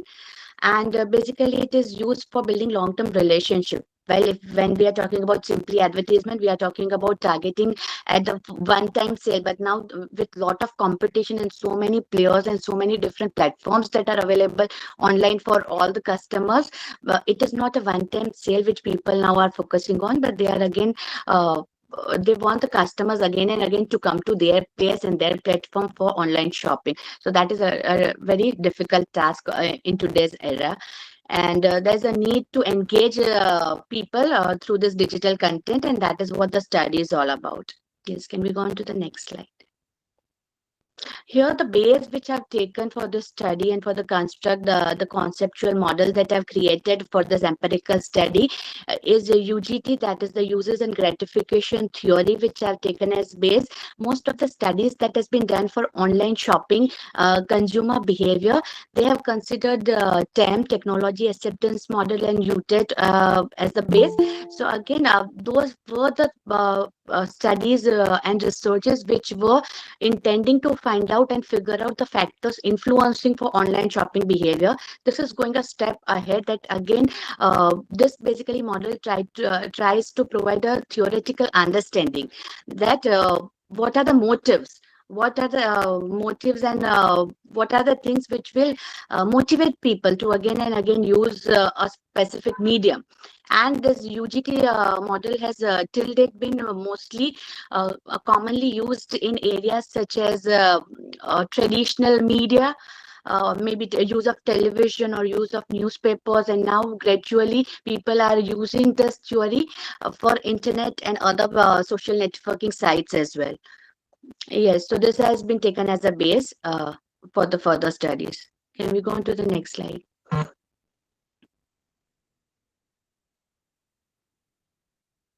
Yes. Okay, so this is a research model, a conceptual model that I've created for the study. Yes, Priyanka, can we go on the next slide? And these are the 7 hypotheses that have been created, which again states that entertainment gratification has a significant positive impact on customer engagement while shopping online. Similarly, further, the role of customer engagement as a mediator has been highlighted over here in this model, and the researchers try to prove that entertainment gratification and information gratification has a significant positive influence on purchase intention when people are purchasing online via all the e-commerce websites while they are doing online shopping. And customer engagement also plays a positive role as a mediator. Yes. Can we go on to the next slide? The methodology, the research methodology which has been used over here, basically it's a cross-sectional study which has been, the data has been collected post-pandemic, the second wave, and that is 2021, from 200 respondents by using online structured questionnaire with a primary objective to examine the digital market content's impact on purchase intentions as mediated by customer engagement. Yes. These are the study variables which I have considered. The independent variable being 2 primary gratifications, which is entertainment gratification and the information gratification. The dependent variable over here is online purchase intentions of the customers, and the mediating variable which I've considered over here is customer engagement, which is the emotional connect which can be built by giving great experiences to customers. Yes. The population was the age group that I've selected, young adults. Again, there's no specific definition of young adult, no specific universal age range has been given for the terminology young adult, but here I've taken the scope has been limited to the age group of 20 to 24, because again, from whatever literature I've seen, this is again an age group which is majorly going for online shopping, primarily post-COVID. Irrespective of even not, if we don't even talk about COVID, this is the age group which again goes for a lot of online shopping. Can we stay on the slide, Priyanka? The previous one. Okay, thank you. The sample size was 200. I'm still working on the paper, so this was limited to 200. I need to complete it due to the time frame. So I've done the analysis over here with the 200 sample size, but I'm still working on it. The sampling method which I have selected was convenience sampling, and both primary and secondary data were collected. And the face validity was initially conducted for the construct, plus the reliability also was measured through Cronbach alpha. Yes. Can we go on to the next slide, Priyanka? To quickly move on to the results and discussion over here, basically the linear regression analysis was performed to find out the impact of independent variable on the dependent one. And the study finding revealed that both entertainment gratification and information gratification had a very strong and positive impact on the purchase intention. Plus, customer engagement also partially mediates the effect of both this gratification on the purchase intentions of online consumers. Yes, the next slide over here. So basically the implications over here. Now again, the managerial implications are more for the marketers and the practitioners to find out that what motivates the young consumers, why they are willing and to again and again go and visit a particular platform or maybe a particular website or maybe e-commerce website for making their purchases is how interesting the content is, how entertaining the content is, and how informative the content is. So these are two significant elements which people, the marketers need to emphasize on. They need to again make the content very, very unique. They need to make the content very creative for them, something that is repetitive, some the content that has been plagiarized, it has been taken from somewhere, is not going to appeal this particular customer segment. There's also a significant role of customer engagement in shaping this online purchase intentions. So by how they can add this fun element, enjoyment element, they need to use all the visualization tools and technological interfaces that are available, and they need to be again very accurate as far as information is concerned. Accurate information, timely information, updated information is something that today's generation is seeking when they go for online shopping. So that is what these are the certain suggestions which again can be considered when marketers are framing the strategies. Be it the content strategies or be it their advertising strategy, it needs to focus on both entertainment as well as information. Yes. The limitations and the directions for future research over here. Basically, there are quite a few limitations over here. Sample size, a limited sample size being one, plus the study is limited to Indian context. So again, generalizations require further research. Demographic impact has been studied in previous literatures when consumer behavior was studied. So that is the consumer, the demographic impact is missing over here, which can be further conducted to find out the motives behind online shopping behavior. The role of user-generated content can also be further studied along with here when we talk about this digital content. The content we are talking about is content that is created by the brands and the companies or the websites. Plus, along with that, the user-generated content also plays a very significant role nowadays. So that is also the customer-created content. That is what people are. The role of social media influencer is also rising a lot. So that also can be incorporated along with this particular model. Ma'am, sorry to interrupt you. Actually, the 9 minutes are over. I would request you to kindly conclude. Fine. So now again, I think the last slide is of conclusion, Priyanka. Can we move on to the last slide? Yes. Yeah, thank you. So to conclude, I would just like to again sum up by saying that online shopping platform need to create a user-friendly platform. Online retail entertainment experiences again need to engage the customers more by visual elements and the content that is more informative and more inspiring. That can be done through use of influencer. As I said, gamification is one method which most of the websites are now using. The CRM softwares are available to keep a track of customer engagement metrics like active users and the retention rate, which again can be useful for improving the customer engagement for online shopping.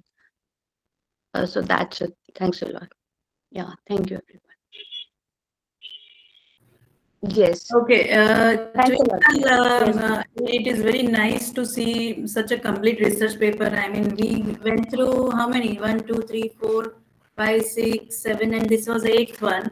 And the students or the research scholars who are in the panel right now and looking at the presentation of Twinkle must understand what a complete research paper should be. So very good work, and I'm sure that your work will guide others also. And my question over here, can you go to your slide, please? Yes, Priyanka would. Can you run this? Run this slide. Yes, Miana. So in the last slide, conclusion wala jo tha. Yes, ma'am. Conclusion and suggestion, right? That's it. Yeah. Yes. So here, visuals and contents need to inform and inspire. So can you elaborate this one? Yes, the visuals in the sense it can be the graphics and the diagrams, or maybe the use of animation also, and content is basically related with the information that is kept along with the visuals. Okay, and what do you this digital content for online shopping? So do you I mean, have you gauged anywhere the impact of the language? I mean, English, most of the shopping sites, if they are using English, then what is the impact of the language on the rural market or anything like that? You have studied? Definitely, ma'am. That can be a very interesting research, and that again I can add to this paper that can be a scope for future research, because that might have been done, but I'm very sorry that I have not again gone into that direction. But that can be an interesting element over here, because yes, definitely, as I was saying, that because I was targeting this young adults. Yeah. So the age group that is 20 to 24. So probably if I can take the research for making a comparison between different generations, say Generation X and Generation Y. So probably there this role of language can also be highlighted, and that can also moderate or mediate between this motives and the online buying behavior. Because when we talk about rural segment or the rural population, yes. If they are of the age between 20 to 24, then also I have observed that all their social media posts and their activities on social media are mostly their vernacular language targeted. So what kind of changes or the improvements this branding strategist can make to, you know, have more impact of online on youth or of online shopping if they are done in the local languages? So that is to be a very much interesting topic and should be included. Otherwise, we will not be able to cater to a large number of youth or the target audience. So that is one concern over here, because many people don't know. And one very good thing which you have included is the simplicity of the operation. That is also very much needed, because many aged population or the population who are not well versed with the gadgets will be missed out. They are not so techno savvy, so definitely yes, for them this technology element works a lot. And as you correctly said, during your research, have you found any specific change which this online shopping companies have done to go to this particular target audience? Any specific changes they have done? The specific change, as I said, is they are definitely working a lot on entertainment. This was missing few years back. Entertainment was not, again, they initially when they started with this digital content marketing and the working on the digital content by itself, more emphasis was given on the information, more emphasis was given on the content. But now gradually from the content and from the information, they are moving on to this entertainment element, because that is what probably these people, this young generation is seeking. Yeah. Do you have any data wherein these companies spend how much budget on which social media platform? Do you have that kind of data? No, ma'am. I'm not having that. I mean, which platform they think is more effective and impactful? So that is also a thing to study further. True. Where should they spend their advertising expenses or budgets? Right. So that can be again categorized that where they spend the most out of all the given platform. All right. Okay, thank you. Yes, ma'am. Okay, I also agree with my co-chair. This is a complete paper, first complete paper for this for this particular track. Thank you. Other were all mostly students and research scholars. So I'm extremely happy at least that one complete paper has come up. And I have few observations, ma'am. Sure, sure. The paper is more or less complete. I don't have that much comment, but at least one or two clarification from your end. First thing is, ma'am, in your methodology, you have not mentioned about the items which you have used to measure those constructs which you have used. Yes. Can you elaborate something on that?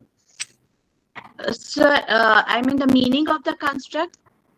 No. How you have collected the data for your construct items? Okay. Whether you have developed on your own or you have used from some other research. No, sir, I've not developed them. I've readily taken it from the established literature, the existing literature. And then you must have checked reliability also. Yes, Then? I've checked the reliability by performing Cronbach alpha, and all the scales were exceeding 0.07. So that I mentioned in my research paper. I've given the Cronbach alpha over there for all the construct. Okay, ma'am, you have just 20 to 24 years as respondent. Any one or two reason for using this group as your respondent? So as I said, most of the literatures which again were working on this online shopping behavior, they are emphasizing that this is an age group which again is majorly into online shopping as compared to the other counterpart. Now again, there was no specific reason. I could have gone beyond also and taken specifically. I could have worked on millennials also. So this was again there was no specific reason for this. Okay. This was the researcher's discretion. Okay. Yes. Regarding your results and finding, ma'am, I think you have not included in this slide, but I think you must have included in terms of interpretation. Yes. As to suppose if you have talked about 7 hypotheses.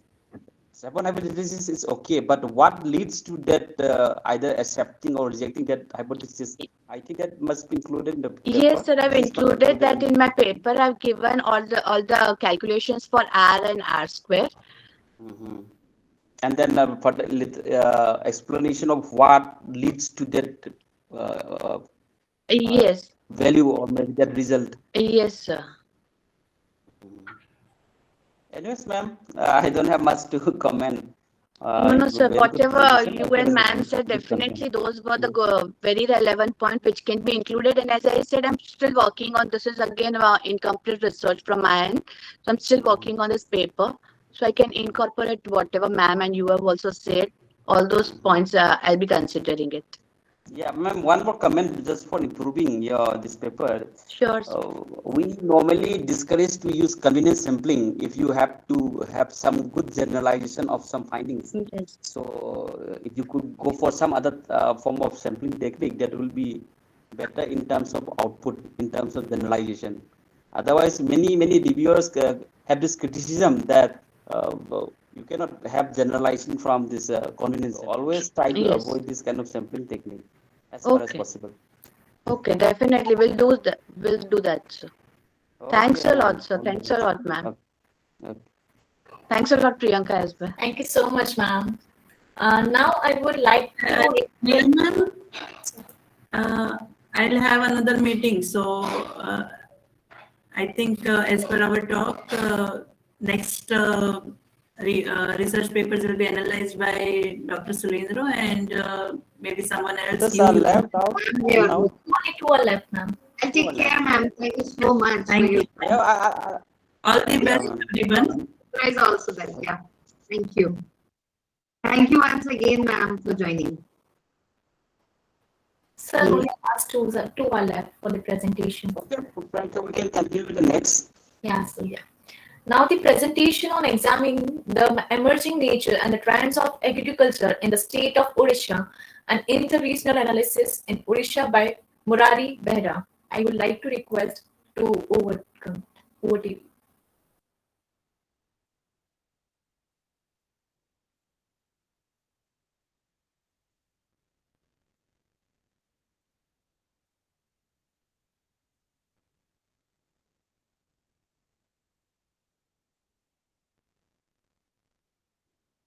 I think they are facing some technical issues. So we'll be going on for the next one. That is, Now I would like to request and welcome Mrs. Jayashree Pama to present on behavioral finance, a pilot study on investors' behavior. Over to you, ma'am. Am I audible? Yes, ma'am, completely. Okay, thank you. Good evening, a very good evening to all the panel members, and thanks for giving me the opportunity to present this paper. My paper is regarding behavioral finance, a pilot study on investors' behavior. For this, I have taken 39 samples. That was also a convenience sampling. I was just listening to the comments just now given by the panel members to our my previous presenter, ma'am. This is a convenience sampling with 39 respondents, and it is about behavioral finance, a pilot study on investors' behavior, how the investors they behave in the market regarding that. And I would just jump on with the analysis and findings, because literature review I have done is about 2 or 3 more, not much, but 2 or 3 literature reviews. Don't you have any PPT? Yes, sir. I have not submitted any PPTs, and I have not prepared also. Unfortunately, I had some misconception that today is 27th. I was at my workplace. Otherwise, I would have taken leave and I would have done that. I'm very extremely sorry for that. And if you can accept my. Yeah. Okay, no issue. You continue. Yes, sir. So my analysis and findings is regarding panic-stricken behavior, how the people they are reacting in the market when there is any news coming. Just now, as there was news of too much of selling and buying is coming up. At that time, how the people in the market they are behaving. So loss of money and selling of stocks pertain to the fear of loss due to investment in losing stocks. So for that, when I asked the respondents, 39 respondents were there. In that, 5 professions of categories I have taken: students, businessmen, and the salaried people, others, and homemaker, and retired. So 6 categories I took, and in that I found that 36% of investors and traders showed that they had calm attitude towards their investment. That is, they did not panic when they found that any of the news which was about loss in the market, and they took a very calm attitude and did not sell their stocks, and they were confident. They showed the confidence in the market then. And the 26% they were panicked by losing stock market, and they were mostly of those people who were not having too much of experience in the market. And that 50 if I see, let me open my own research paper. Then next was mode of managing the investment account. How do they manage the investment account? For that, 76.9% preferred to use mobile apps for buying and selling managing their stocks, and 53.8% they prefer to work on their computers. So by going online mode and digital mode, because of this, the investment way of the investment mode of the investors has changed in the market, because they have the pattern of investing and controlling their own account. So this has been the scenario whatever respondents have given me. Then after there was investment account and stock trading. I saw that in that investment account and stock trading, I saw there were 5 categories. Those investors, those who are investing less than 25,000 rupees, those who are between 25 to 50,000 rupees, and like that there were different categories. And the last category was who were putting money more than 1 lakh of rupees in the stock market. In that, I have found that the people who had less than 25,000 rupees of amount investing in this stock, they traded once in a month or 3 to 6 times in 3 to 6 months in the period of 3 to 6 months.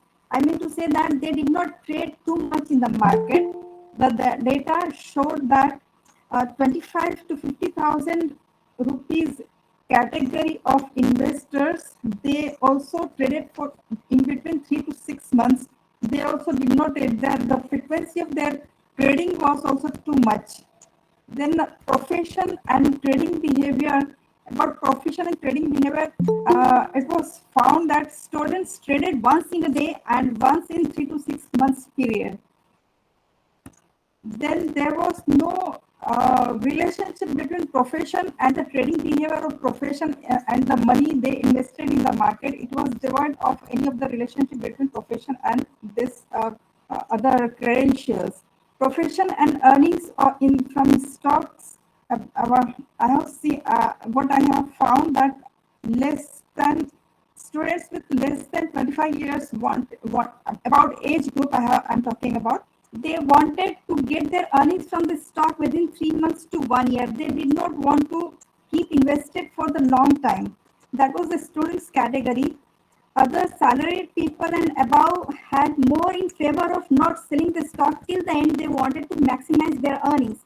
And businessmen within the age group of 25 to 45 years of age wanted their earnings within 1 year and partially stay invested at the same time.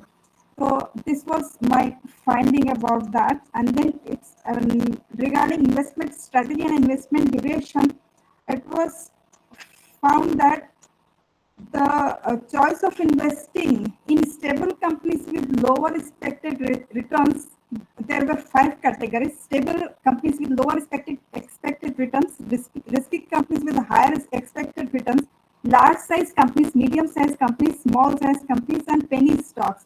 So for that, when I run a chi-square test, because this was all categorical data I have collected, so on that basis, I found that the 71.8% believed in investing in stable companies despite lower returns, and then it's the opposite of it is that for investing in risky companies for higher expected returns, 28.2% said yes and 71.8% said no. That is, they were not ready to invest in risky companies. And for 66.7% investors, they said yes to invest in large size companies. And 3/4 of the 26.9% investors invested in assigned for long-term durations. They were more in favor of keeping invested in a company for a long time, that is growth companies. The medium-sized choice of the company was 30.8% respondents were there. 75% to 50% long-term investment in such companies were seen. And for small-sized companies, only 20.5% respondents, they were in favor of spending in small-sized companies. Factors that influenced the investment decisions were like fundamental analysis of the companies, and their 64% of the respondents, they said that fundamental analysis of the company for the basis of their investment was important. On the basis of this, I would say that they were not in favor of any of the news if they are getting in the stock market that they should invest in this company, or any of the news they are getting from any of the media or from the analysts, professional analysts. They were not in favor of that, but they said that they would prefer to do fundamental analysis of the company themselves, because this shows that the awareness they are having within them about the stock market and the interest that they are creating nowadays. So, for finding some conclusions, lastly, I would say that the investors, they have become a bit aware of the stock market, and because of the digitalization, they are taking the control of their own accounts themselves. So they are not trusting, or they would not trust whatever the analyst or the media experts, they are giving them the the details of the stocks, but they would do the fundamental. They would prefer to do the fundamental analysis themselves. So that was all about my research papers. It was all based on the chi-square because it was the categorical data of 39 respondents, and the responses I have collected were all category of different categories. So this is what is about my research paper and man. Okay, that's it. Yes, sir. My first question: why is it a pilot study? Why not a full-fledged study? Pardon, sir, I did not get the question. Why is it? Why pilot study? Why not full-fledged study?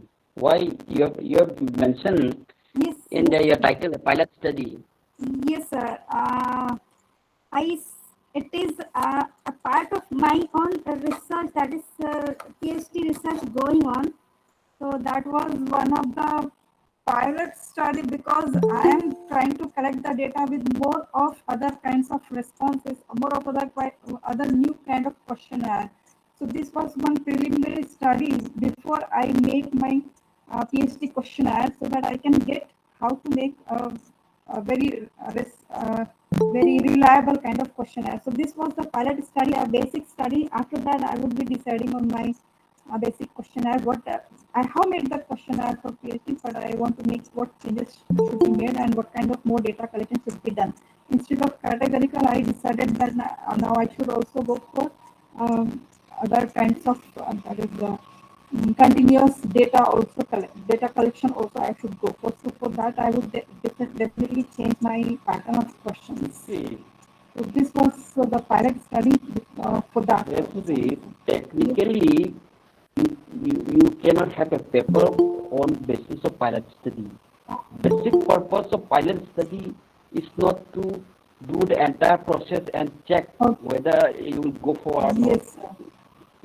Pilot study just says it is a preliminary study just to check whatever items, whatever scale that you will use further for your complete study will be feasible or not. So normally in pilot study, all those testing, all those statistical tools which you have used, chi-square, these are not normally used. As you said, through pilot study, one important thing which you check is your questionnaire. Whatever items, whatever construct that you have included in the questionnaire, whether they are able to give you the adequate information that will be required to fulfill your objective. So at the pilot study stage, all those testing, all those whatever you have done, chi-square test, this, that, relationship check, these are not normally done. Okay, that's why the first very big mistake here is none of the research paper has this what called pilot study, because pilot study is not a complete study on basis of which you can write a paper. Okay, so avoid it. So I will not comment more since you yourself said it's a pilot study, it's a preliminary study which you like to check for conducting your research further. Okay, so that is technical point, but other than that, better to as you said, you will increase the sample size also. I have categorized five, as I said, five categories. That was students, that were students, and then businessmen I have taken. Then I have also sent a questionnaires to some of the salaried people, those who are putting some money aside for investing in stock, and also some mutual funds, and also some retired people were there, and some homemakers. Some of the respondents, 3 or 4 respondents were also from homemaker, and the category those who are not falling in this. So other was there, but I did not get much response from them. So these were the 5 main categories that I have taken. These were the investors who usually. But in order to understand the behavior of investors, not just about taking someone who is investing. Better to have some inputs from investors who are doing investment for at least 3 years. Suppose I started investing just last month, so should I be included in your response or not? That is why I took the students, because if new to the market, how they are responding or how they are reacting to that. So these are the new entrants in the market nowadays. That's why my suggestion would be better to put some criteria when you identify investor as a respondent for your study, so that those investors who are having some experience and can provide you some meaningful inputs for your study, that should be included. Yes. Not simply students, not simply businessmen. One simple businessman doesn't mean that he has much experience in the investment and the stock and all. Okay, so put some criteria from whom you can get better inputs for meaningful information related to your study. And I think I have seen some of the literature also, because some of my colleagues are doing research in this field, variable finance. So I have seen some cases wherein they have some criteria of selecting respondents. In terms of investors, they have some criteria there. Who are the investors that will be included as a respondent for my study? They have put some criteria. Okay, so that those people can give you better and meaningful inputs. Okay. So anyway, this is the preliminary study. So I wish all the best. You can do better. Criteria and change the criteria of my selecting the respondents, investors. Sure. Thank you. Thanks a lot for your comments and suggestions. Yeah. Thank you so much. Now, the presentation on the examining the emerging nature and trends of agriculture in the state of Odisha and inter-regional analysis in Odisha is going to be presented by Mr. Murari. Over to you, sir. Thank you, ma'am. Am I audible, ma'am? Yes, sir, you are. Yeah, thank you so much, ma'am. Yeah, good evening to everyone and respected jury member and my friend. Yeah, ma'am, can you open the PPT? Yes, sir. Wait. Give me a second. Yes, sir. In the list which I got, which number is this? It might be a number. Yeah. Number. But, it is and Professor Sarita Agrawal. Okay, I will note it down, because whatever list I got, it has only 12 presenters. Anyway, I have noted it down, no issue. Please continue. This is the last presentation. Yes, sir. This one is the last, yeah. Okay.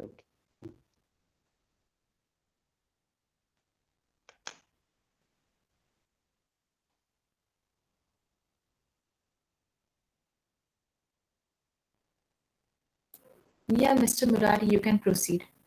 Okay, ma'am. Thank you. So, PPT is not visible to me. Anyway, right, ma'am. I will proceed. So, before going to the topic, let me tell you, my topic is examining the emerging nature and trend of agriculture in the state of Odisha and international analysis. Actually, your camera is turned off right now. Can you please turn it on? Yeah, I actually turned up. Yeah, I turned up actually because of the poor internet connectivity. That time also I was unable to. I overloaded the PPT, ma'am, actually. No problem, sir. So maybe I'm facing problem. That's why I didn't.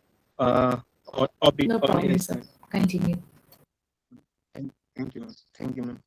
So here I'm trying to find out that why the total crop area is going to decreasing over the years, and what will be if these situations will be going on over the years, and what will be this how the population, the increasing populations meet the food grain production. So here basically the natural trend is focused on the total crop area. So Odisha is an agrarian state where 83% of the rural population depend on agriculture. It's a primary source of livelihood, and around 93% of the small and marginal farmer is depending on the particularly small and marginal farmer doing farming in Odisha. So, given the agriculture, rice is one of the principal cover covering large production around 3%. Also, this natural climate there, still farmers are doing farming paddy crop, though the paddy crop is covering 80% of the total crop area. After 74 years in agriculture and activities is declining from 26.6% to 87%. However, the gross crop area and the net sown area from 18,000 hectares to 4,502 hectares in 2017-18. So if you are looking over the years, the total crop area is decreasing. However, as per the agriculture census, the distribution of operational holding, that is the total number of operational holding, is increasing. Whereas, apart from the rice production is concerned, it was 9.926 million hectare ton, constituting Kharif crop was 8.82 million ton, and the Rabi crop is 1,050 million ton. Given this background, the current study tried to examine the rice crop play the dominant role in cropping pattern of Odisha and not the diversification of agriculture. Although in Odisha, all the different pulses, oilseeds also going, but the rice play a major role. Next slide, please, ma'am. So, hello. Yeah, am I audible, ma'am? Yes, sir, you are audible. Okay, thank you, ma'am. So, ma'am, go to the data source and methodology. Yes, sir. Okay, thank you, ma'am. So, the research is based on the secondary data collected from a variety of published sources.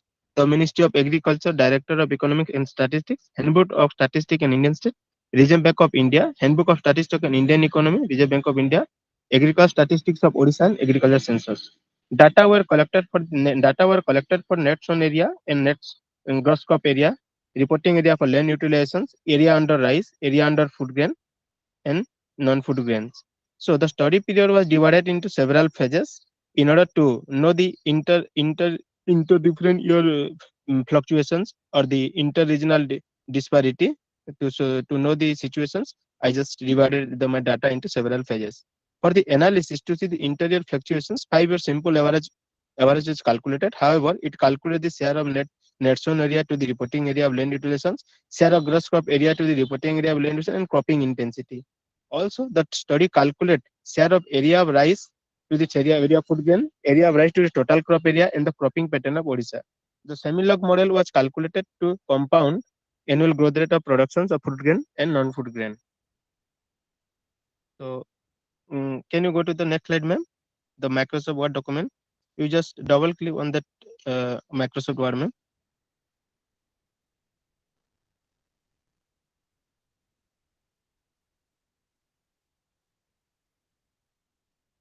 Hello. Sir, actually, we are working on it. It is showing some error. Yeah. Okay. Not an issue, ma'am. So, shall I proceed? If Julie member will allow, because Yeah, you maybe because. continue, no issue. Okay. Thank you, sir. Thank you so much. So the table one representing the cropping intensity in Odisha. So over the year, if we looking, the cropping intensity is decreasing over the years. But some of the few districts it performing better. The district like Bargarh, Cuttack, Ganjam, Jagatsinghpur, Kalahandi, Nayagad, and Sonpur. In my study in my district, 30 districts are there. Only these few districts are performing better. However, the share of net sown area to the reporting area of land utilization decreasing over the years for majority of the districts. In contrast to this, the share of increasing districts of the Bargarh and Majban and Bangpur, Savanapur. However, the share of gross crop area to the total reporting area of land utilization increasing from 2004, 5 and 9, 10, except Sundargarh and Kendrujhar. Whereas after 2010, the total gross cropped area over all the districts is decreasing trend. So the question arises, if these situations will carry on for over the years, so how the increasing populations will meet the food grain production? Okay, so my table 2 is basically on the area under productions of rice and food grain in Odisha. So as in Odisha, around 83% of the total food grain is covered under rice. So I have taken the rice and the food grain. So here from the above table, it is observed that area of rice play a dominant role for the majority of districts of Odisha. If we see the share of area of rice to the area of food grain, as well as area of rice to the total cropped area, it is a declining trend. However, if we see the area of rice to the area of food grain to the total food grain, most of the districts are in the declining trend.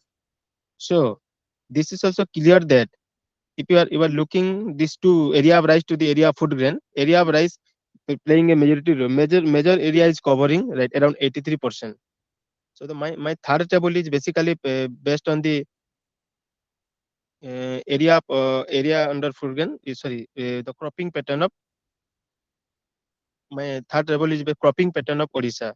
So here I have taken major food grain and non-food grain item, particularly in the food grain item like rice, wheat, coarse cereal, pulses, and the non-food grain item I have taken cotton, sugarcane, raw juice, mesta, total fruit and total vegetable.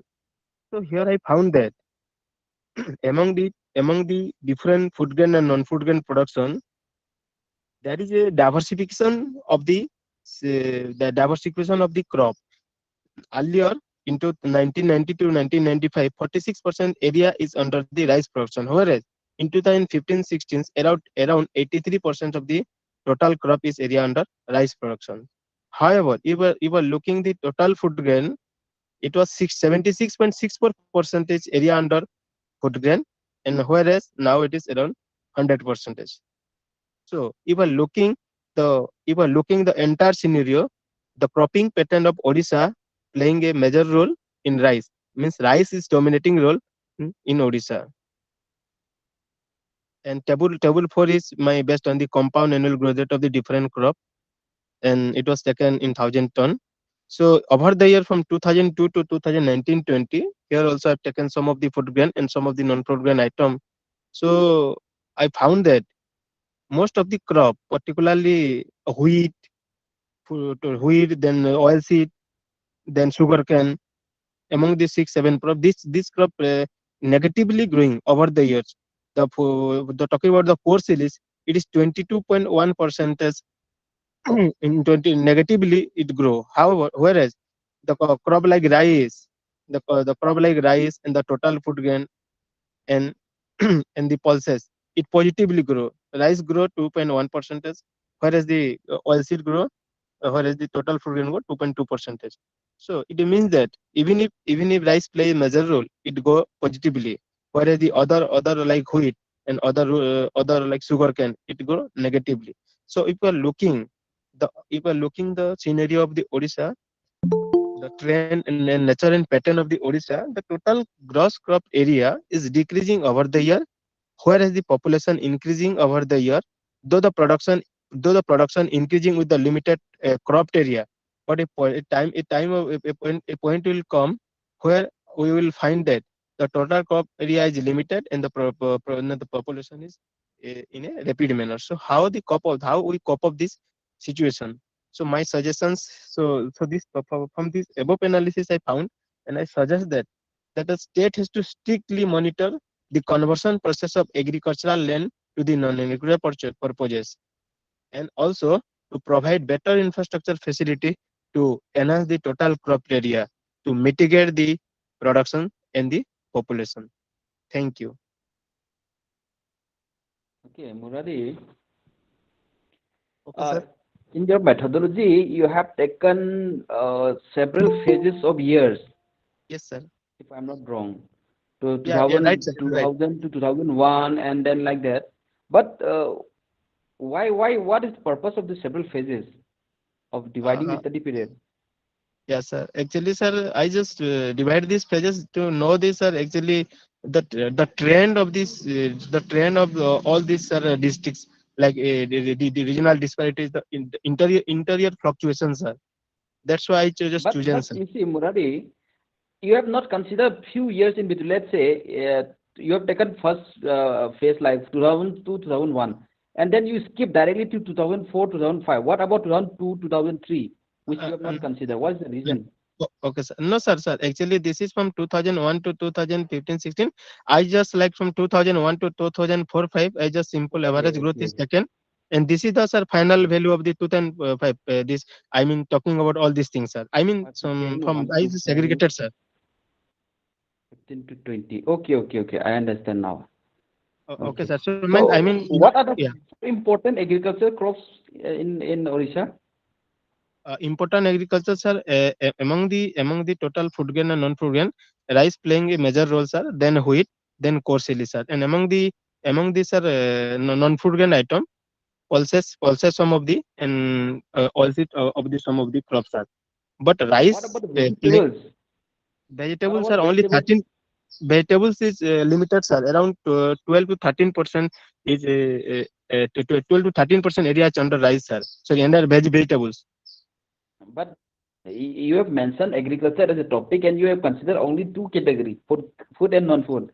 Better to include other categories of crops like fruits, vegetables, so that you can have a clear picture of the overall agricultural trend of the Orissa.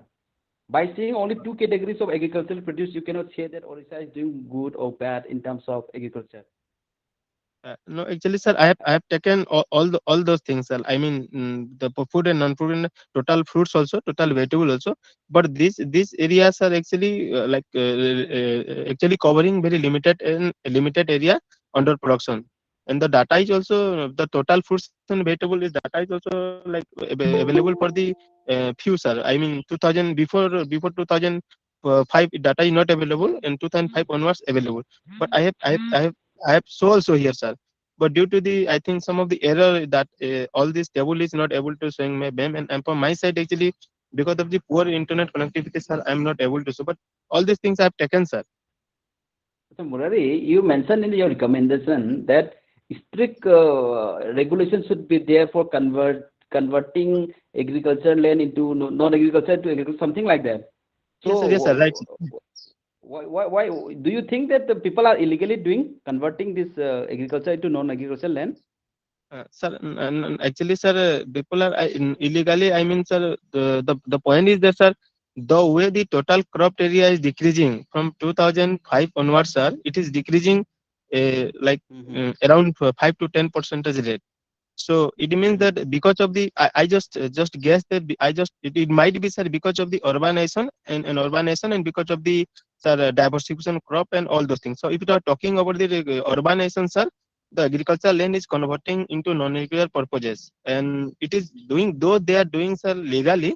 But because of that, if some situations are going on, sir, a time will come. We have a limited land. With limited land, we have to produce more, sir. That's why So my last question. Okay, Murari, I got it. My last question, Murari, can you tell me some subsidies given by the government for promoting the agriculture in Orissa? Some schemes, some subsidies. Some subsidy. I mean, sir, input subsidy is given from tractors. For example, sir, I'm talking about the tractor and the power trailer. Okay. And so this So, kind of do you think? the technological kind of subsidies there, but this, when though we're talking about the input kind of seeds like seeds and fertilizer, it not appear to the farmer directly, sir, because of the ownership because of this, sir, ownership right actually not properly defined here. I mean, sir, if suppose my father is have the 5 acres of land, but my father is, sir, indebted, but now the coming to me, I'm not able to taking loan for inputs from the cooperative society or the mondi, sir, because my father is already indebted and I'm not able to repay the loan also. So but the moment we're talking about this is a kind of visible kind of thing from talking about the technological person. Okay, Murari, all the best. All the best, Thank you so Murari. much, sir. Thank But you. sir, I'm extremely sorry because the main data part is not able to sing because of the error and poor technology, sir. Okay, no issue, no issue. But that's okay. But if it I will can be reflected, understand. okay, sir. Thank you, sir. Thank you Okay, so much. no issue. Thank you so much. With this, we end our paper presentation. It was indeed an enriching session. Every participant has presented very well. The results for the paper presentation will be announced after the valedictory session, and the link for the schedule is shared with you all in the email. And now I would like to request Snehal ma'am to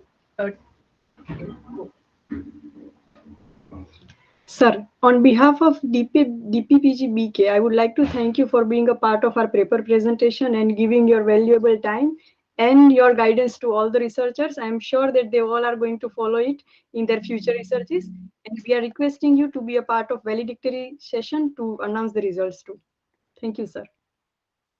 Thank you everyone. Thank you Priyanka, Snehal, and particularly Dr. Neelam Pansal for organizing such a beautiful symposium year after year. I'm extremely happy to be part of your program every year. So I'll be definitely there next year also. Thank you all the participants for your presentation. So with this, I thank everyone. Thank you so Thank you much, so sir. much, sir. Thank you so much, sir. Thank you so much, and thank you so much, BK team. Thank you so much, sir. With this, I would like to thank all the participants for putting such great efforts and sharing your invaluable learning. I would like to thank the audience for being a part of this wonderful session. We look forward you all for joining us in all the upcoming events today and tomorrow. Thank you all for being an invaluable part of 7th International Youth Symposium. Thank you so much. Thanks, Priyanka.